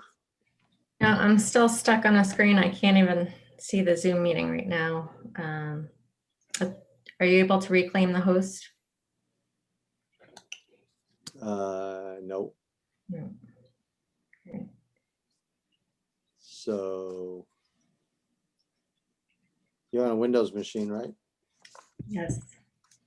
So can you do a Control-Alt-Delete and see if you can see the tasks that are running? Go to the task manager. Yeah. And just kill the PowerPoint.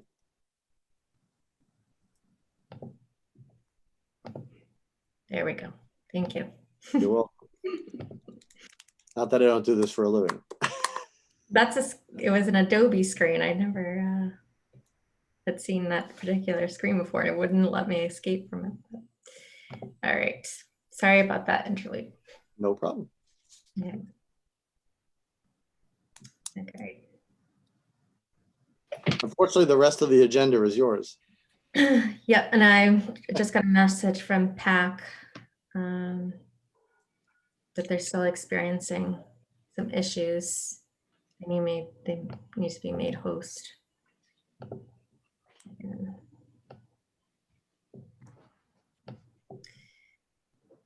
So while I do that, so this is a night rift with IT problem. I will, if we can talk about the budget, fiscal 22 budget and annual town meetings briefly. I just wanted to bring up something. And maybe Selectman Jeffries alluded to it in his report about the TCP. But something that will be needed for consideration for the board if the TCP building project, depending on what the cost estimates come in at, if a debt exclusion article is needed for the funding for that project, the board would need to vote on that ballot question. If it's expected to be on the annual town election ballot, it would need to do that in February. So I wanted to bring that to your attention. Well, I think Mr. Jeffries has gone dark on his video here, but I don't know if he's still listening. The question I would have is, he's our liaison to that. Well, he's not a liaison, he's a member of that. Are they gonna have something on? Obviously, we can't vote on a ballot question if they don't know what the ballot question is. So really, our vote is fine, and I understand the timeline, but our timeline starts when they provide us something to work with. Yeah, I heard the question. I'm doing kind of dinner duty here, so I had to step away. I expect that at a future meeting that I will provide you with an update once we have cost estimates and a better plan forward. So at this point, we do not have cost estimates for the project, so it's difficult, and there's a lot more that needs to happen. So while we're aiming for a target for this May, there may not be an article that seeks to fund the project this May. There may just be an article that seeks to fund the next phase of the construction design process. Okay. Well, since anything that would be the cost of the building itself may, as the town manager is implying, that may require a debt exclusion, where we're calendar bound by when that last date that can happen is. So the decision may not be solely the committees. I mean, it may be just the calendar. So, and I'd rather not rush it anyway. We waited this long. I'd rather just wait for it to be, in the fall at that point.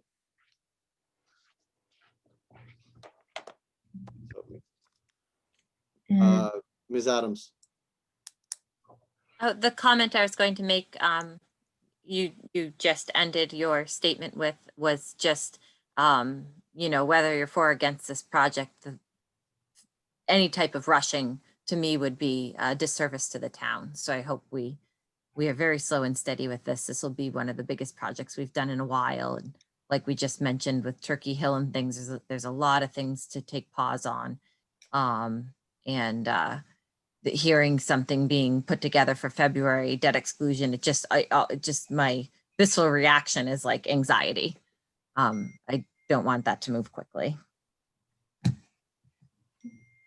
I just wanted to bring the board's attention to that, if that was the plan, that those were the deadlines involved. Thank you. Are there any, now, when do you foresee, I mean, obviously you were preparing for the two presentations tonight. When do you foresee having the initial town meeting warrant articles that we can discuss? I mean, we'll have our standard ones, but we have not received any other warrant articles Okay. to date. I just want to make sure that every meeting, I mean, obviously when is it closed? When is the warrant closed? In March? March 15th. Okay.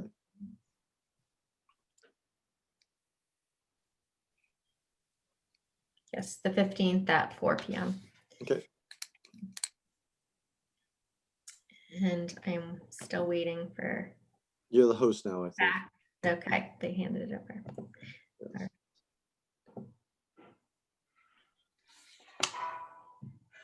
I feel a lot less pressure when I'm not host, by the way. I kind of like this feeling. I know it. It is a lot to maneuver in. 1 second.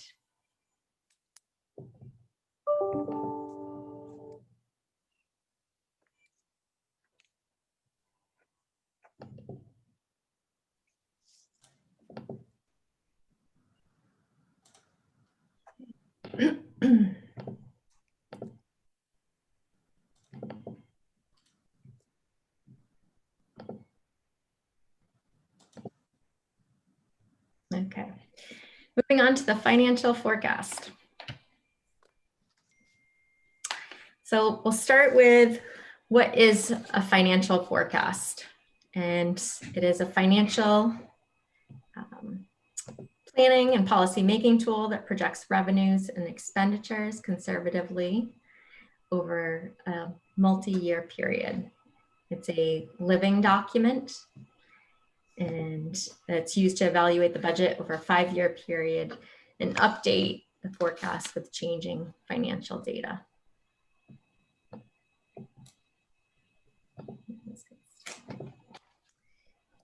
Why do we forecast? There are many reasons why financial forecasting is considered a best practice in financial management. For example, it provides a starting point for which a balanced budget is developed. It projects likely outcomes based on historical practices, allows to look at what-if scenarios. It indicates future budget gaps, and it projects revenues and expenditures conservatively over a 5-year period. Bond rating agencies look favorably upon communities that annually prepare a forecast document, and it is a requirement under the town charter, section 4-2, section S.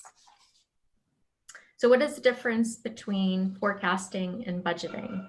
Forecasting provides a long-term and big picture financial perspective on service delivery using both known information and assumptions on future revenues and expenditures. And the budget is a specific plan detailing service delivery in the coming fiscal year. The goals of forecasting are to gain a long-term perspective basis for planning, determine whether fiscal problems are on the horizon. It gives the town time to plan for change, whether that is favorable or unfavorable, and it reinforces the need for long-range considerations during the annual budget process. The key concepts in forecasting are to use reasonable conservative assumptions that must be evaluated and updated each year. Ones that represent the community's projected financial position, that it serves as a tool to evaluate the impact of various budgeting decisions and policy choices over time, that it is a living document that can be adjusted, and that once you develop baseline projections, the underlying assumptions can be adjusted to address issues, and that a forecasted shortfall needs to be examined and does imply that some action will be taken or at least planned to avoid the financing problem, and that action is to balance the budget and to raise revenues or reduce expenditures. The tools and guides that are used for forecasting include Mass General laws, town bylaws, and other generally accepted standards, financial policies, historical trend analyses, debt service schedules, union contracts, employment contracts, and the salary administration plan, and determined assumptions. The current financial policies that are used as a guide include exempt and non-exempt borrowing and debt burden.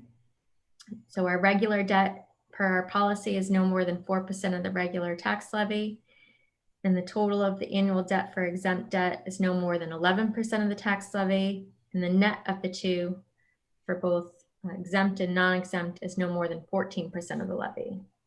And other financial policies are Stabilization Fund, that the deposit from free cash will be made in order to maintain a minimum balance of 5% of the current fiscal year omnibus budget. Our priority use of free cash is towards keeping that minimum level stabilization account balance, funding our non-reoccurring expenditures, otherwise capital.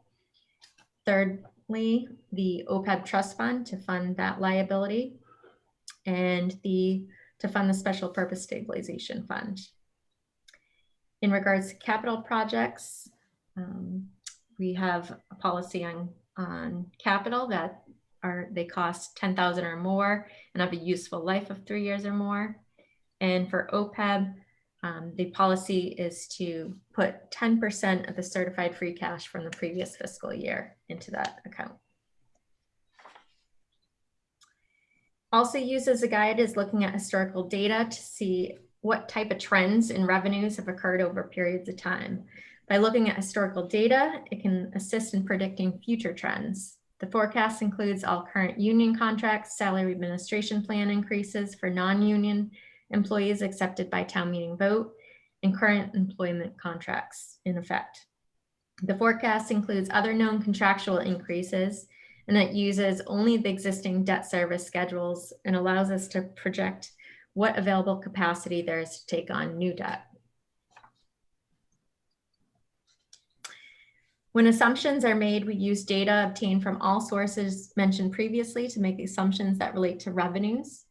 And our revenues include property taxes, state aid, estimated local receipts, and other available funds, which include stabilization funds and the use of free cash. And expenditures, which include all operational costs to provide equivalent staffing levels as fiscal 21 and related expenses for the existing programs. The fiscal 22 through fiscal 26 forecast includes the long-term staffing plan for the police and fire departments and provides a scenario for staffing increases for the Lunenburg Public Schools. On the expenditure side, it also includes the debt service and assessments for regional services, pension costs, health and life insurance, general insurance, deposits into the OPEB trust fund and the reserve fund, and depositing funds into the stabilization and state assessments cost. Now, when we look at revenues, when we're forecasting revenues, there are both known figures and assumptions used. Starting with the property taxes, we know that the starting levy limit, which is the prior year tax levy plus 2.5%, which is to comply with Proposition 2.5. And then we add new growth, which is the estimate used for fiscal 22 is $280,590 as provided by the principal assessor at this point in time, and $300,000 for years fiscal years 23 through fiscal 26. Property taxes also reflect the added taxes from Bright Farms, the TIF agreement that was just approved at town meeting for years fiscal 23 through fiscal 26. Debt exclusions are added to the tax levy limit and are known figures per the debt schedule at this point in time. And the forecast for fiscal 22 through fiscal 26 increases or decreases the debt exclusion amounts each year to account for exempt borrowing. In terms of state aid, the forecast for fiscal 22 level fund state aid from fiscal 21 and fiscal years 23 through 26 assumes a 2.5% increase from the previous fiscal year.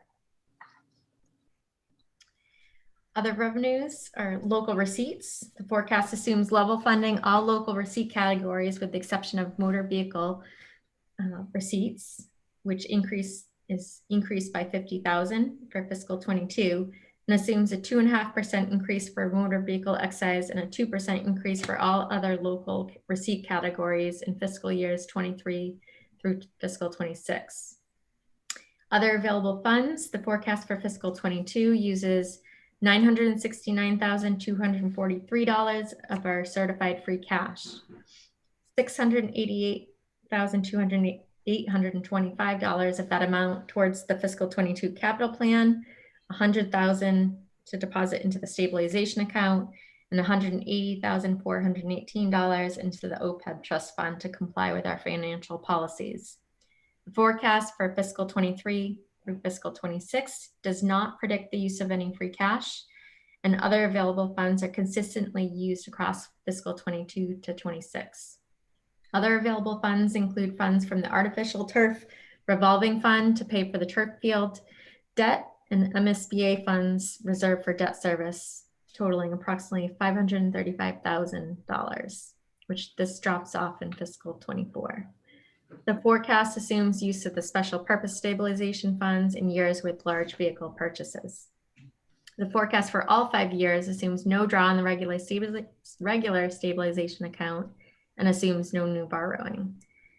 And I just want to note that ideally our free cash at the closeout per what DOR, the Division of Local Services, recommends should be between 3 to 5% of our annual budget.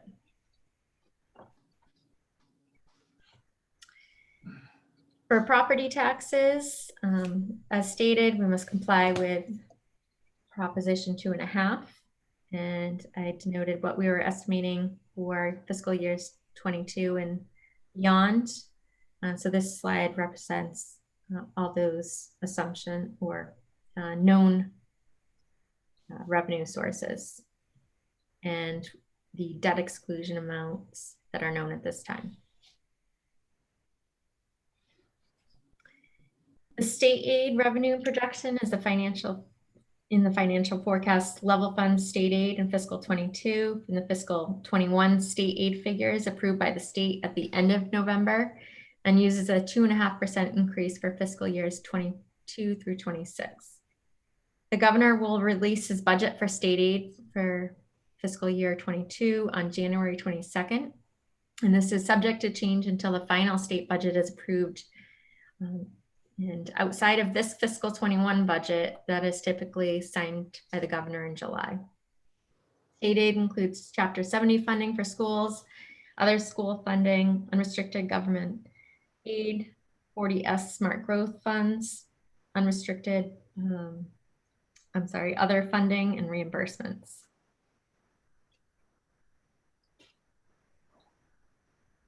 And this slide just depicts the amount of MSBA reimbursement funds that we received from a school project. But this reimbursement as the project will be paid off ends in fiscal 23.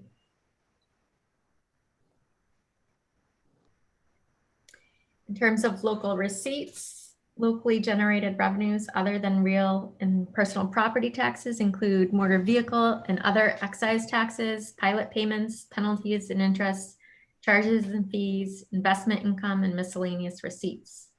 The forecast includes a $50,000 increase for motor vehicle excise in fiscal 22 and level funds all other categories at this time.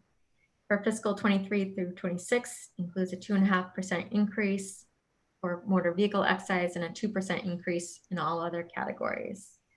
We've unofficially adopted a policy of earmarking an additional $50,000 a year of the additional motor vehicle excise taxes we receive towards increasing the appropriation on the expenditure side for pavement management. Our actual receipts compared to local receipts, this slide just is a depiction of fiscal 20, which we closed out. So the actual receipts for fiscal 20 was approximately 8% higher than the estimate for local receipts. And we received approximately 8% more in actual motor vehicle excise receipts than our estimated motor vehicle receipts in fiscal 20. The actual receipts for fiscal 19 was approximately 10% higher than the estimate, and we received approximately 14% more in actual motor vehicle excise than our estimates in fiscal 19. Although we did receive more in motor vehicle receipts than originally estimated, we received in less in other categories of receipts. So in fiscal 20, we received 0.6 more, or 267,291 in total revenues compared to our estimates.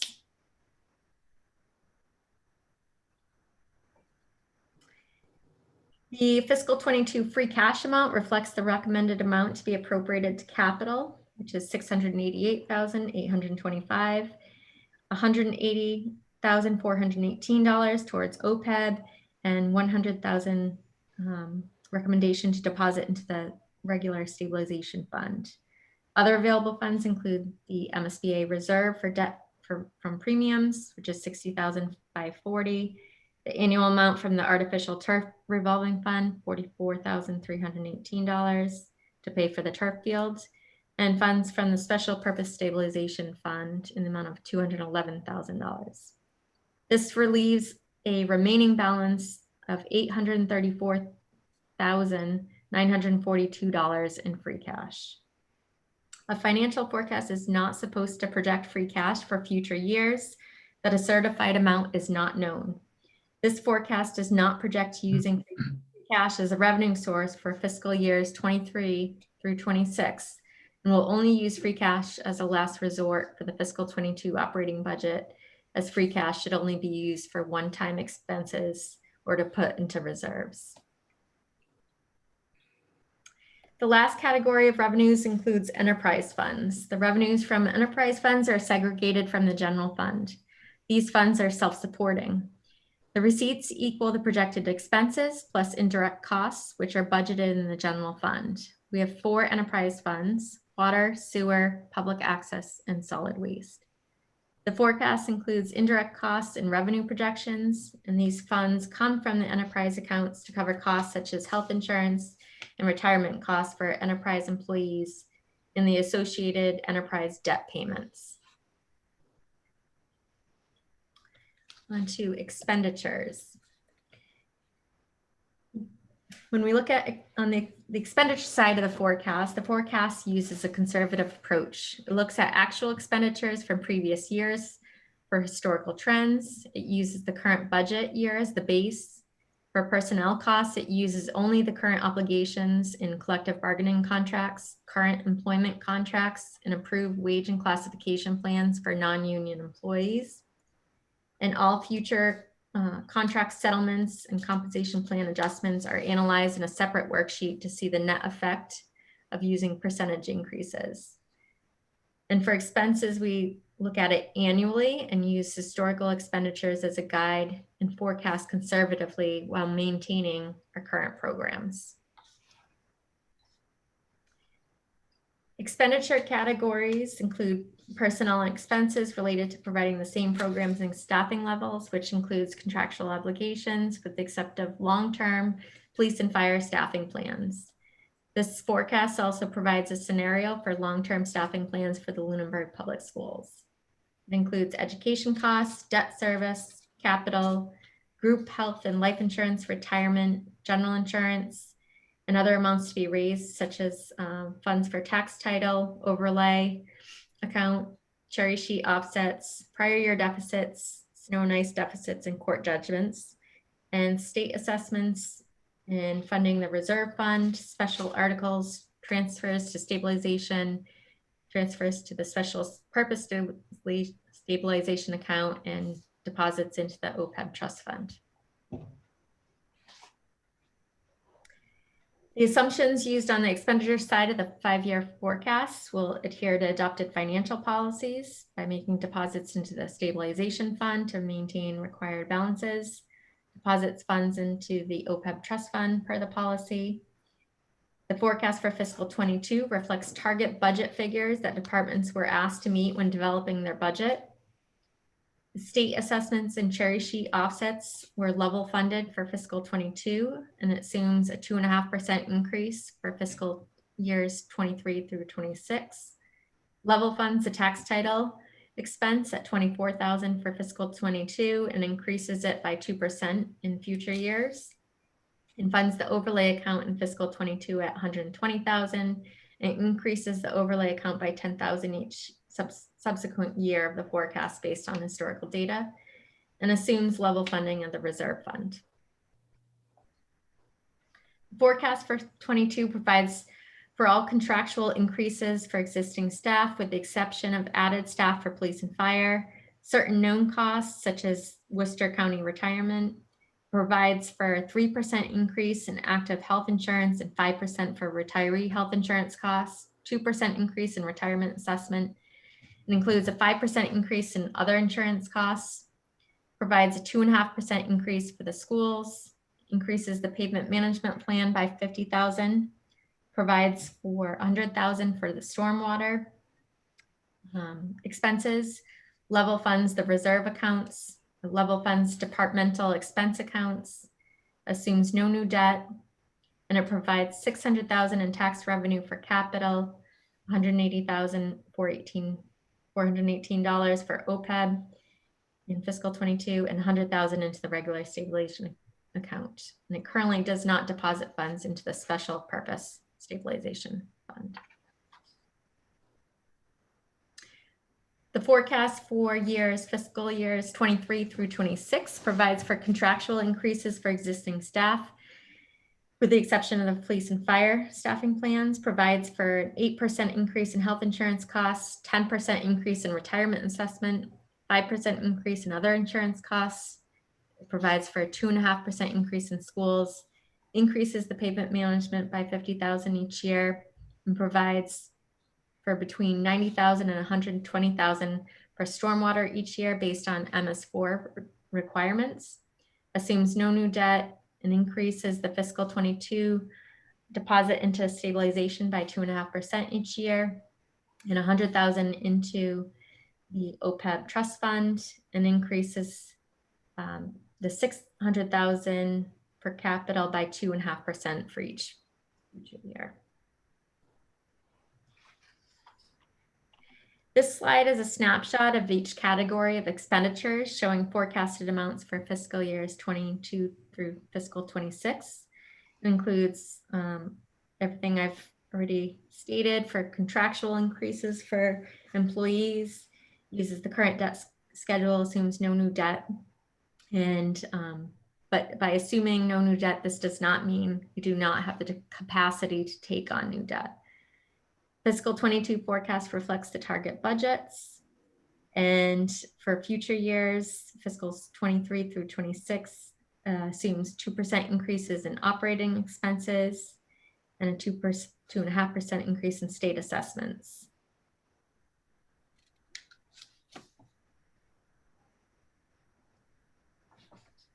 This slide is a snapshot of our debt schedule. These are known figures at this point in time that indicate our capacity to take on new debt according to our financial policy on exempt and non-exempt debt.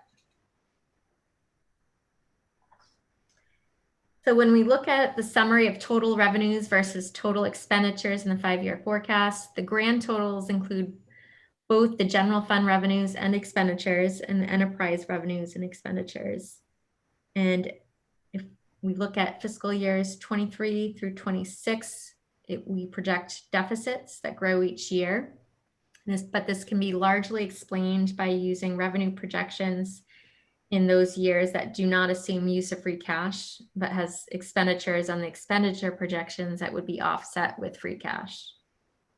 In all years but fiscal 25, the projection uses special purpose stabilization funds, and that contributes to the spike in the deficit that fiscal year. So put together this slide to show debt capacity per our debt policy. So it denotes the maximum amounts for regular debt, excludable debt, and the aggregate of the two. And each year what the capacity was based on our current debt schedule.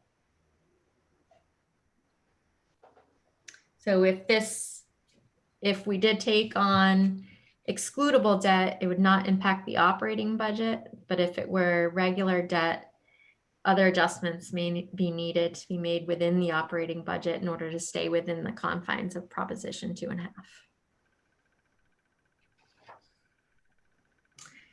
I also put together a slide showing the impact of a 2% COLA on expiring agreements for union, non-union, and employees with employment agreements. So we have certain employment contracts that are expiring this fiscal year, and the clerical, fire, and DPW union contracts expire this fiscal year as well. So this slide shows the impact on all of those expiring employment agreements and contracts, and showing a 2% cost of living adjustment effect.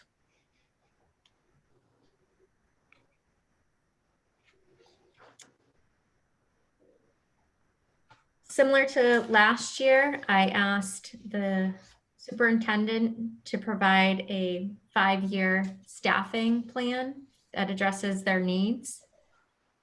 So this scenario reflects that 5-year staffing plan that the superintendent presented to the school committee, and it addresses the types of positions needed to do the work needed to drive the district forward.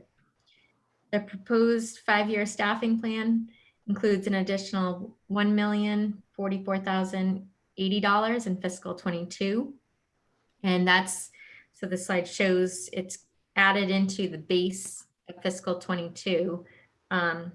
So the incremental amount for fiscal 23 is $555,680.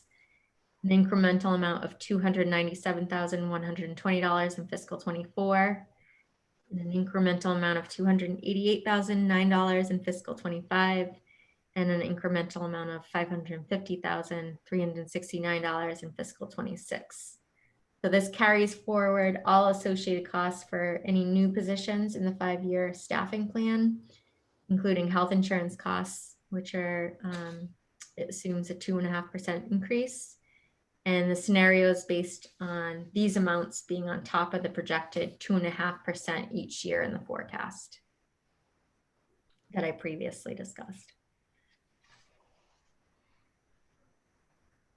This slide shows the net effect of the proposed long-term staffing plan for the 5-year forecast. So you'll see the deficit amounts in fiscal years 22 through 26 with those incremental costs just discussed, and the lower grid also adds in the COLA increases for that scenario of the 2% COLA impact. So giving the total deficit on the bottom, very bottom.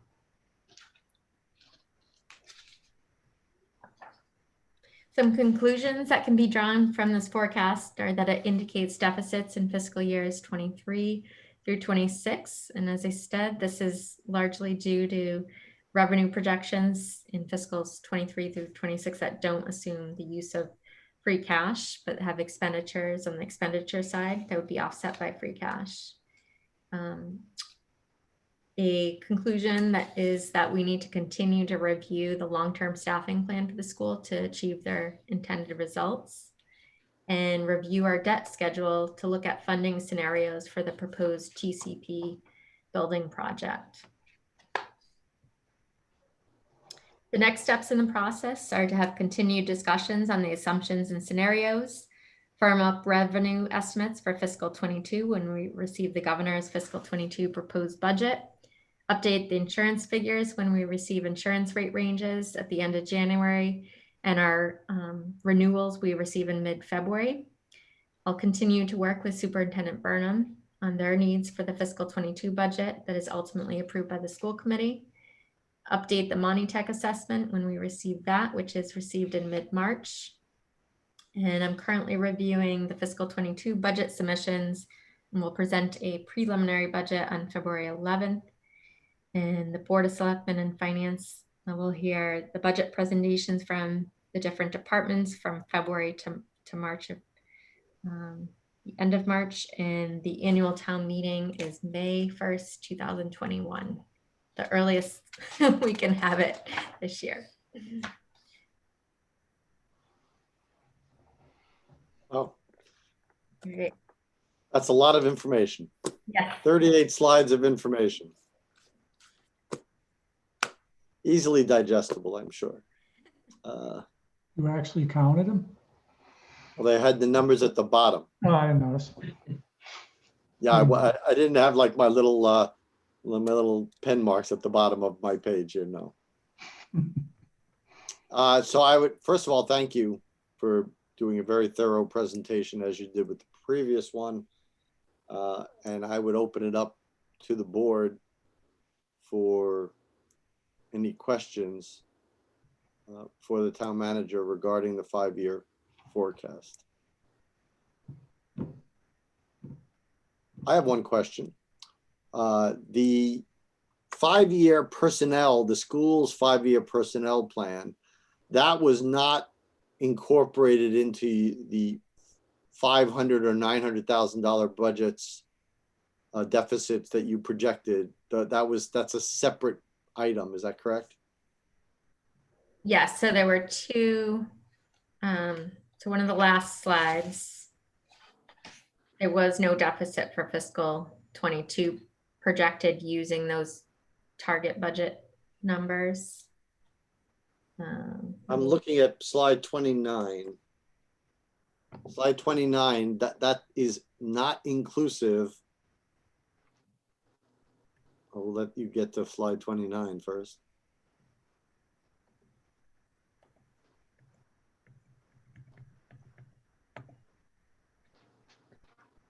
Right. This does not include the 5-year staffing scenario for the school. Okay. Okay. I thought so. I just wanted to be sure. Okay. I also asked Superintendent Burnham if she could attend tonight. She's here. If there's any specific questions to their staffing plan. I will, well, you have to ask her to unmute because you're still host. And Ms. Adams has her hand up as well.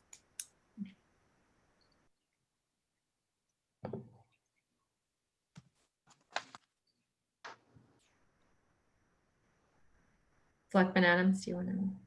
Sure, I had two questions and or comments, but one of them is along with what you were just saying with the school personnel plan. And I would be curious in regards to the superintendent's plan, how changed things may be. One, we have really uncertain enrollment in terms of children that have left the district or gone to homeschooling, and then new needs now with everything post-corona. And so I think there's a lot of questions I have with personnel. If we stay remote or hybrid, there's certain changes that I think would be inevitable. So I just, what we presented at that meeting last year versus what we need now, I can't imagine it being exactly the same without being really aware that the reality of education is changing in ways we don't completely understand. I guess I'm just wondering if the personnel plan is fixed or if it's undergone, scrutiny based on all of the things that are or have changed or will change. We did review the plan.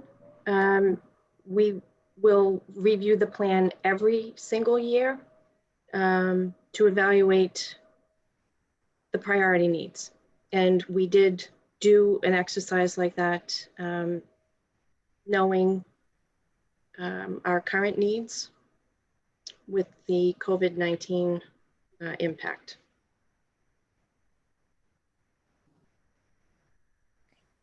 And I guess did things stay sort of the same, or were there any areas of, what were the areas of change? Things stayed pretty similar. We did, as compared to the 5-year plan we shared a year ago, we did move up the need for a social worker, another social worker in the district. I think that previously we had identified the need for additional professional staff to better support the social emotional needs of students. COVID just, highlights that need even more. Additionally, we had talked about the kinds of staffing positions that we would need to provide academic interventions for students. And again, the COVID conditions have just highlighted that need as well. So there was not a significant shift in terms of the types of staffing that we feel that we need. That said, we'll see if there are any new mandates that are coming from the state. That may change our thinking about things a bit. But just overall, the 5-year staffing plan it's a more dynamic document. So when I think about the ways in which the town manager uses the staffing plan, the way I see it, it's more of a target that's the staffing level we need to get to, and we're looking to get to it over a 2 or 3 year period. The way that we approach the staffing plan, the school committee wants us always to bring forward a student-centered budget. So when we approach the development of a 5-year staffing plan, we think about just that. What what is the district staffing need to optimally meet the needs of the students. We went through this exercise last year. We did not secure all of those positions that were identified in year one's version of the 5-year staffing plan last year. But we did have that plan in place. And when grant monies became available to support the impact of COVID, we went back to that plan and we were able to fund positions with the grant monies that would better allow us to support student need. So our perspective on the 5-year staffing plan for the schools is more about identified need. You know, our situation is very fluid and dynamic. The needs of students shift, and we have to be fluid enough to shift with them. So, you know, 3, 4, 5 years from now, we might take a look back at the 5-year staffing plan that I presented a year ago, and some of the positions identified in that plan may completely come off a future 5-year plan. And many of them may still be unfilled 4, 5, 6 years from now. As I explained last year, yes, this is a staffing plan. Yes, it's based on identified need, what we believe we need to do the best job that we can for the children of Lunenburg. But we're also very realistic. We understand that the town is not in a position to fund this staffing plan. But I think it's still an important thing to publicly identify the need and be transparent. You know, as an example, when that COVID grant money came through, it wasn't a shock or a surprise, I would think, to many that we hired and funded some positions that were on the plan. So, you know, I think that that's how we think about it. It's much more fluid than rigid. Thank you. Thank you. Any other questions for the town manager? Anything about the budget at all? The projection, well, not the budget, but the forecast, sorry. Sure, Mr. Chair. Ms. Adams. I did have one more thing to bring up, and I am a broken record, but I just think it's important. It comes up and it's referred to as the proposed TCP building project. And I'd just like to bring it back to the actual warrant article, which was the town voted to get an estimate on the project. And that's where we're at. We don't have the estimate yet. And so I don't believe it can be, there's a nuance there where it's assumed that it's the project that's wanted. And the way the warrant article was read, it was not people voting to support the project. It was asked that people please vote to get an estimate on the project. And I think that's a very big difference, asking people to vote to fund gaining an estimate versus voting to do the project. And I know the vote would come by funding it, but I just want to make sure that when we talk about it, it wasn't necessarily a proposed project. It was proposed to get an estimate for the project. Okay. Any other questions? Mr. Dwyer. Thank you, Mr. Chairman. Madam Town Manager, just looking at the 5-year forecast for the revenues versus expenditures, and maybe I missed it, but in fiscal year 25, it looks like you had a jump in the shortfall projected. What was the reason for that? One of the major contributions to that spike would be it doesn't project to use any funds from the Special Purpose Stabilization Fund.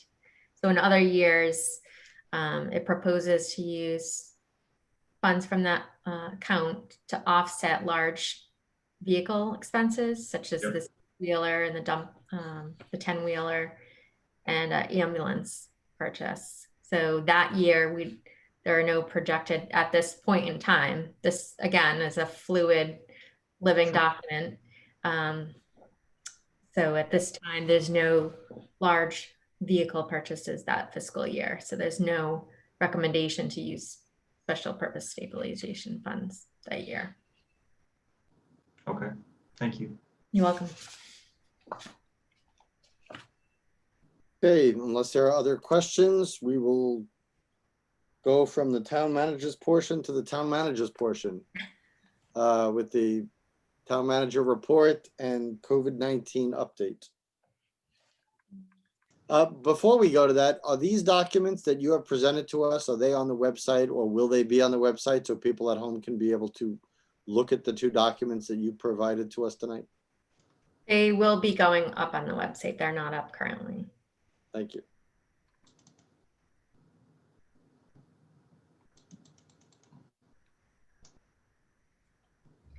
Okay, both reports are short tonight with my town manager report. I'll start with that.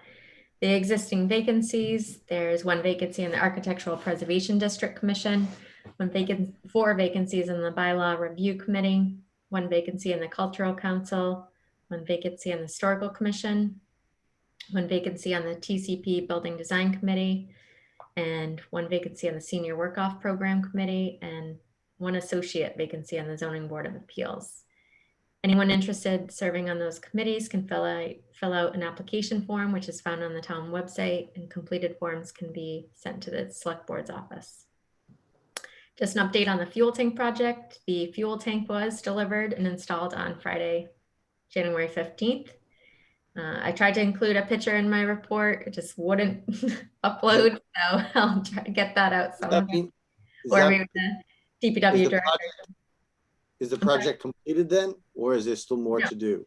There's more to do, but they're on schedule for finishing by February 5th. Okay. In other meetings, the school committee, Conservation Commission, and APDC have meetings on Zoom tomorrow, January 20th at 7 p.m. Library Board of Trustees has a meeting on Zoom Thursday, January 21st at 6:45 p.m. The Agricultural Commission and Historical Commission have meetings on Zoom on Thursday, January 21st at 7 p.m. And I'll be attending the Finance Committee meeting, which I'll be doing these same presentations to them on Thursday, January 21st at 7 p.m. So can I ask that you put on this meeting, or at least announce and remind people when the community, Yes. community hearing is for Greenleaf? I meant to do that as a public announcement at the beginning of the meeting. So that community outreach meeting for the proposed marijuana establishment is February 4th at 7 p.m. This is for a proposed retail marijuana establishment at 88 Massachusetts Ave, Unit 1, and operated by Greenleaf Botanicals, Inc. Due to the current guidelines for large gatherings, the meeting will be held via Zoom. The meeting ID is 5689610481, and the passcode is all caps Greenleaf. There'll be an opportunity for the public to comment and ask questions. You can participate by going to https://us02web.zoom.us/j/568961041. If you'd like to provide a comment or question before the meeting, please send them to info Greenleaf Botanicals, that's all one word, no periods, @gmail.com. And just so it's Thursday, February 4th, and I didn't hear the time. You may have said it, but I didn't. 7 p.m. 7 p.m. And by the way, just having my tech support hat on because you read out the URL. So those aren't backslashes, those are just slashes. Sorry. Slashes go the other way, but I didn't want people typing in the wrong thing. All right. All the information is also on the website. Yeah. So, that wasn't meant as a criticism, more as just so people may not understand. So, okay, COVID-19 update. So according to the Board of Health report, the cumulative confirmed cases is now 475 as of January 15th and 1 death. And the state report shows 447 cases as of January 12th. This is an increase of 57 cases from the previous week. For state confirmed cases as of January 14th, there are 433,297 positive cases, 13,156 deaths, and 12,064,398 people have been tested to date. Those are all the COVID-19 updates I have for tonight. Thank you. Welcome. Excuse me. Any public comment from the public this evening?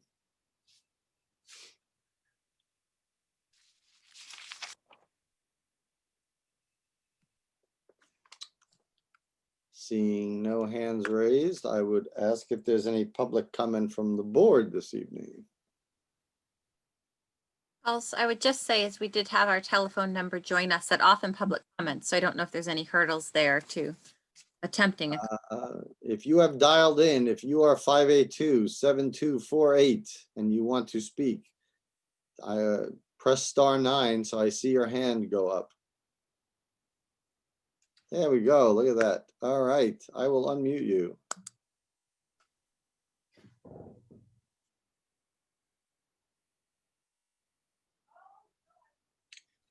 Can you hear me? We can hear you.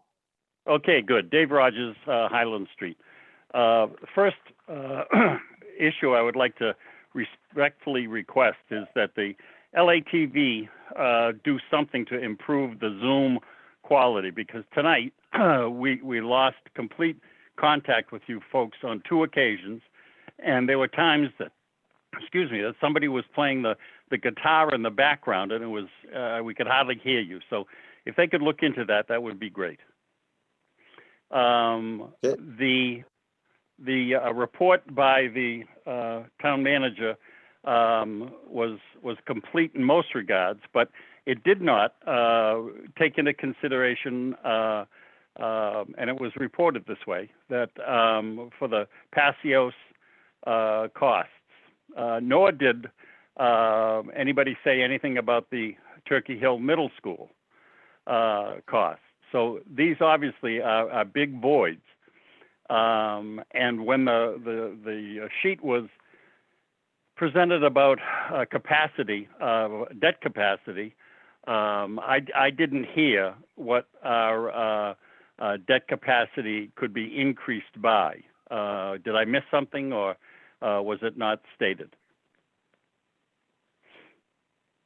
The amounts weren't detailed, but I can send this information to you. Well, I don't want any special treatment. I mean, if Joe and Betty from Page Street are looking at this thing, they might have the same question. I guess are we going to have any indication of what our increased debt capacity is? So the information will be also up on the website, and that slide does show the capacity. The increased So the capacity? the answer to your question, Mr. Rogers, is that yes, the document was showing the available capacity in all the following years. It may not have been visible on the screen, obviously, because of the size of the type, but it will be, the document itself will be on the website to be downloaded, so you can look at it in all its detail at your own pace. Okay, so what is the number? For what year? Here. Well, for 23, 24, 25, and 26.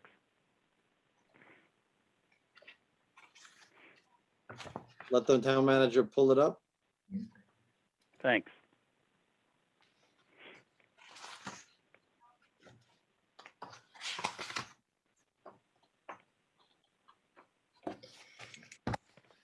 So it's different amounts based on whether you're looking at regular debt capacity, because we have a policy that dictates the Yes, percentage. I know. Yep.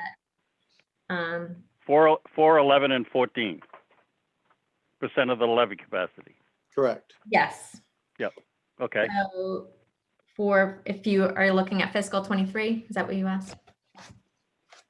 Yeah, I just want to know what the increase could be. I mean, how much can we afford to take on is the real question. So the slide doesn't look at what we can afford to take on. It looks at our capacity as compared to our debt policy. So if it were excludable debt, like I said in my presentation, it would operate outside of the operating budget. So it wouldn't impact the operating budget. But if we took on regular debt in our debt schedule, it would likely impact our operating budget. So we'd have to make adjustments in other places in the budget to stay under Prop 2.5. Okay. The obvious inference, and the number I'm trying to get at is not the specific number, but you know, overall, is this something that we can afford to do? And without knowing what the total debt would be and all of the costs associated with that, we haven't got a number. But we also have to factor in, because much talk has been made about the Turkey Hill Middle School. And, you know, as I said before, probably the 20th time, I've also requested, if we do the Passios situation, there's going to be additional expenses for the properties that are vacated, and I want to know what that expense is. And the deficit that's shown without any of this with the school over 5 years is pretty significant. So in order to make an informed decision, it's important to know what the capacity is, but more importantly, it's critical to understand what these other expenses are going to be. So I know that we have to wait, but I mean, we should be thinking about all of this stuff if we haven't already. Do you agree? I completely agree. And that was part of my conclusions, is that we have to continue to review the debt schedule and the funding scenarios. Once we know the estimate from the architect for the TCP building project, we can run scenarios of how that will impact the budget. Okay. Now, you made reference in the capital plan for the Flat Hill drainage situation. Yes. Just a little bit more than $1 million, correct? Oh, it's No, 400. $428,500. Right. Say that again? $428,500 To fix the drainage in Flat Hill? to fix Yeah. the culvert. Yeah. Not the drainage project. They're two Well, separate projects. Okay, I'm talking about the drainage project. Wasn't it mentioned about $1 million? That's going out future years for that project. We're just looking at design potential for that project at this point, so we don't know. It's Okay. been just very, very broadly estimated. Okay, that's fine. The reason I bring it up is because for those that were around, I remember, and it's my considered opinion that project, the construction project of those homes, it was not engineered properly, which is part and parcel of why we're facing this expense right now. And I think it's worthy to bring up because reference was made this evening about a proposed construction or extension of water up into Howard Street. And it would be an extensive, I think, I don't remember how many feet, but it's an extensive project. So I think it's good to reference it because this project, if it goes through, the Howard Street project, so-called, really needs to be engineered correctly so that we don't face, as a town, a cost after it's all said and done because it wasn't done correctly. So it's just an editorial comment. And the last thing I'd like to get a clarification for is probably the smallest amount that we've talked about all night. Reference was made about a new truck for the DPW,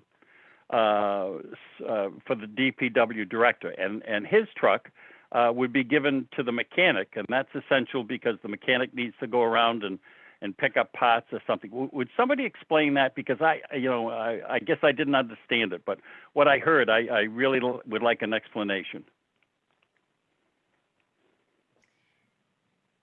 I'll add what I can to that project request. That wasn't a funded request. It's was on the plan. Truck wasn't funded in this recommendation. Excuse me? The truck wasn't for the DPW director? No, it was not funded as part of the fiscal 22 recommended plan. Okay. Okay, so he's not going to get a new F-350 and the mechanic isn't going to get his old truck. It was a project request that wasn't funded as part of my recommendation. But okay, so it's not going to happen. Okay, well that makes sense to me. And operating question: does the new DPW director, whom I've not met but I hear really good things, is he given a truck to go back and forth from his house to work every day? Yes. He is. Yes. Okay, well, here we go again. I mean, it's what's the rationale for that? Why is that important?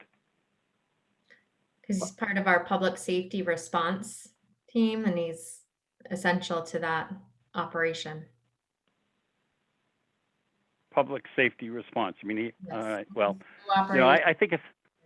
and I think it's this type of thing that gets us in trouble because, I mean, it's he could always go to the garage and pick up his truck and go do what he has to do. I'm not sure that I buy that, but I just wanted you to know that I think we should look at these things because before you know it, everybody in town that has a job, it seems, will have some kind of vehicle to go home with, and obviously the costs go up and all of that stuff. So I've made my point. Thank you for explaining the answers to the questions I have, and I'll look forward to finding out exactly what the expenses are going to be for the items that I talked about. Thank you for your time. Thank you. Anybody else in public or back to the board? Anybody else have any board comments at the end here? Okay, then I will enter. We do not have a meeting next week as it is the last Tuesday of the month. So our next meeting is on Groundhog's Day, February 2nd, 2021. And I would entertain a motion to adjourn. So moved. Do I have a second? Second. All those in favor, Mr. Marino, Aye. Mr. Jeffries, Aye. Mr. Dwyer, Aye. Ms. Adams, Hi. and an aye for me. So we will see you all beginning of February. And in the meantime, everybody have a great rest of your month. Enjoy the inauguration tomorrow, or not, I guess. It's a free country. And anybody in the meantime, take care of yourselves, take care of each other. Good night, everyone. Thank you. Night. Good night. Thanks. Good night.